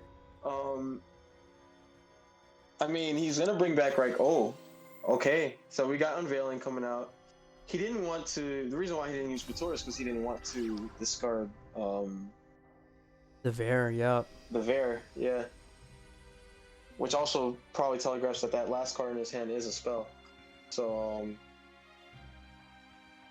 because he could This just. man easily said just he has his negate own this. dealership. Oh my god. Listen, guys, I'm tired. All right, please. This war was supposed to be over like an hour ago. Okay. Yo, that's actually facts. It was supposed to be, but. Oh my god. Alright, there's a Sahaya and Rikiri about to come back on the field. Yeah, but likely gonna negate this. If he does have clothes though, this is a monk ass right now. Okay, so yeah, gonna negate that. Oh, no clothes. Okay. Rest in peace to the galaxy. But Yeah, no clothes. Does he have follow up after that? I imagine he does. Yeah, dude. When he used the Raiden effect earlier in the duel, I didn't really see a delay, and so I was like, oh, maybe it was a toggle off. But yeah. it looks like he actually didn't have clothes, but he I was has still Harmattan. catching up to the thing, so I wasn't sure. But yeah, just gonna hard make Joe here. Yeah, that's all he needs right now. The thing is though, he can't really deal with the every. Like, This is game if he has another monster, because we haven't. We it know is that game, that's not yeah, a if he close. has another monster. We know that's not Yeah, close, that is so true. it could be a It monster. could be any other monster. It is. That's game. There And it there it is. Smogon Duel Links gonna win this war 10-7 after a very anticlimactic event during the game, which unfortunately put Infinity down. Sporific crazy. 4-1, leading his team to victory. Yeah. Very unfortunate for Dante. Man, he had that game. He had that game, man. Yeah, he did have that game. He just, some people just, even under like extreme stress or There was pressure for sure. I almost pressure, maybe even tilt after what happened. Like I don't blame him. Yeah, it's horrific. Literally carrying himself. Yeah. He said, "I'm getting first place, not you guys, not Mimi. It's me." But yeah, I mean, it is what it is. You know, it's a lesson to be learned. They definitely put up like a great enough fight to where they were likely gonna win the war. You know, they just a couple mistakes set them back.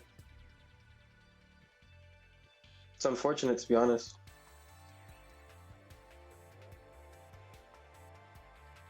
I'm asking But, for interviews.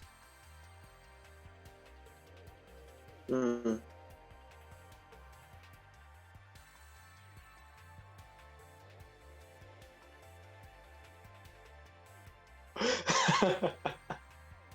Godfather in the chat. What do you say? You're not wrong, Godfather. That's the truth. You know when people say they go undefeated, well, he actually went undefeated. You know? Dang. Yeah, he did. He did lose the game. Anyway, we do have a Sporific with us now. Sporific, congratulations on that wonderful performance. I know it was a bit of a obstacle down the road, but after the confusion, you're able to, put your mind past it, move on, and secure a win for your team. How are you feeling right now? Hey, thanks. I feel pretty good. Like initially I thought I went, 1-2, and that felt bad. And at one point we thought we were down to, their match point. But yeah, the issue happened, and we got our second chance, and we definitely take second chances, and we really wanted to make the most of it, because when you roll back that many losses, we really don't want to lose again. Yeah, definitely a good point. You guys, yeah, you definitely brought it back for sure. And there was a bit of a scare there in that Black Wings mirror match where we were thinking you were gonna, lose that game with that Chidori onto the Pinaki. Were you at any moment kind of afraid that you might lose that mirror match, especially given you lost the coin flip? Yeah, I realized immediately that I did not click yes on Oroshi's effect. So I was terrified that he was gonna be able to just beat over it with Chidori or something. Right. But he ended up not not having any level 4 Blackwing, so he couldn't do, any more synchros, and he did have a way to beat over it, but he was gonna I was scared he could crash his monsters in and make his Chidori get bigger by that. But he would have had to not use a Roshi in defense. Yeah, he had to keep Valkyrie in attack. And when he put him in defense, I think that's when he realized. I don't think he saw the play until he put him in defense, because it took him a while to summon the second Gale. So I was like, that makes sense.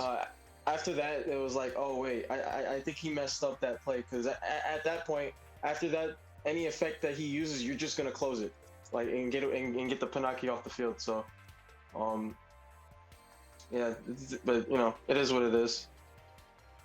So Sporific, I do have a question for you. I mean, you guys were not a part of Team Wars last season. You guys wanted to take a break after season 6, and really good time to take a break given all the COVID mess and all that going on. But you guys are back now.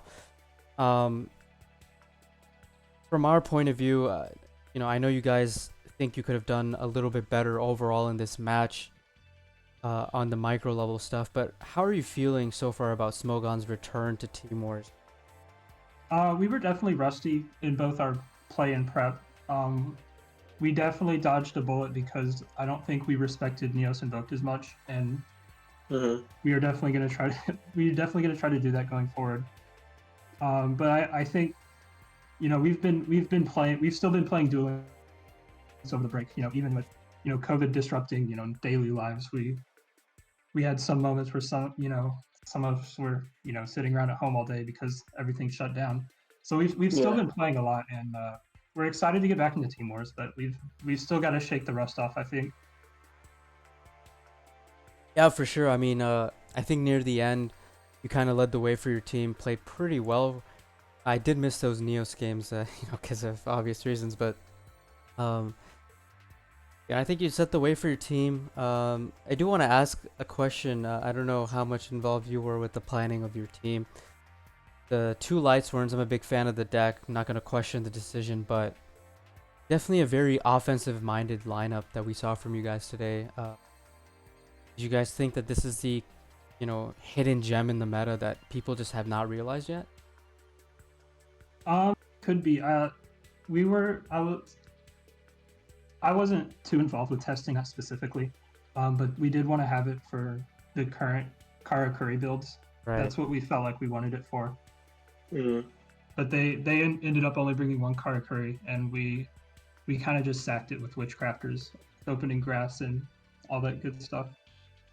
Yeah, I do remember that duel. That was insane. Yeah. Yeah, we were mentioning a little bit during the stream that your plan was really dedicated to being prepared for the third Karakuris, but you weren't able to really execute the plan given that they only brought one. But definitely, solid performance overall. 10-7 +3 on the RD, given that rusty, a little bit of rust and shakiness that you guys that you were talking about earlier. You guys next week, I believe. Make sure.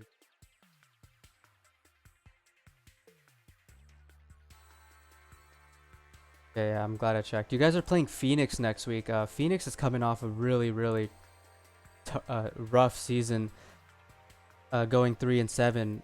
The season prior to that, they were 9-1, and I believe they made the semifinals. What is your expectations for this week, playing a team that has a history of being at the highest level? So yeah, we actually our last two seasons before we took a break, we played Phoenix both those years, and they are always one of the strongest teams, and they have a lot of really good players. It's always tough prepping for them, but we're excited to get to face them again, and we're definitely gonna try a lot harder this week and to get back at it. All right, thank you, Sporific, for being on the interview part of this segment, or the interview part of the stream. Shaz, if you have any other questions for Sporific, go ahead, but otherwise, we're wrapping things up here. I think I'm pretty good. This is a good war to watch. I know you're happy about your fantasy performance. Oh yeah, I could be first. I almost picked Andy, but I got swept out of it. Did you pick yourself? I also thought about picking myself. We were originally gonna lead with iMagikarp, so me and Kamikaze both picked him, but something came up kind of last second. So yeah, Kamikaze cucked me because he was on my team. Yeah, same here, it's all dude. good. Man, Sporific, if you put yourself on the team, you could have been first. In fact, I'm pretty sure you would have been first. Man, if we do look at the standings right here on the stream, you're at 21.5, Mimi's at 23.0. So if you put Andy or yourself, you would have been first for sure. But still, hey, you didn't put Andy on your team and you're still 21.5. Mimi, Puzor, and me nice. all put Andy on our team, and that's why we're so high up there. But I didn't put Andy on my team. That's why I'm on there. yeah, I mean, come on, you're a chump. You're a chump area, dude. Below 15 is chump points.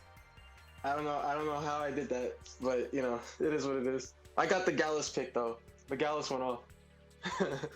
Anyway, Sporific, thank you again for joining us, and we'll look forward to your match next week. Yeah, thanks for having me on. Yeah, for sure. So anyway, guys, as we wrap up the stream, want to take one last moment to talk about Team Wars Fantasy League. Team creation is open for week 2, so if you guys want to start making your teams for week 2, definitely go on ahead and go to #createateam in the Team Wars server to make your team. This time around, it is going to be private. The teams will be private until all teams are locked. This is so people aren't copying each other, and it's going to be a bit more original. I like that. Right. Other than that, Smogon Duel Links winning 10-7. Very, very entertaining game. And well played on both sides. I think Infinity's going to come back bouncing off this win. This loss, sorry, to get a win next week. Final thing I want to say is some shout outs. Thank you to all the Team Wars staff and referees. Thank you to Fatty Power for reffing this game, and Radlup for doing a great job with the situation that came at hand. I am starting to stream again, so catch me on twitch.tv/Taaha. I'm gonna be streaming tomorrow and Tuesday with the new event, Handbox, and World. Top of that, Big plug. follow me on Twitter at TaahaDL. Giles, if you want to do some shout outs, go ahead. Yeah, I mean, shout out to everyone that's here today, watching the stream. Shout out to the homies that witnessed what happened in the chat, Team Wars General chat earlier. Shout out to my new team APK. Shout out to Arcthor and Hypebeast and Clash. They're the goats. Yeah, that's all for me. All right, thank you so much for watching, everyone. We're gonna raid Duel Links Entertainment. Make sure to give them love. And did I spell it wrong? Is it not rating? No, you got it right. I think you got it right. Okay, now it's showing. Yeah. All right, thank you for watching, everyone. Have a wonderful evening.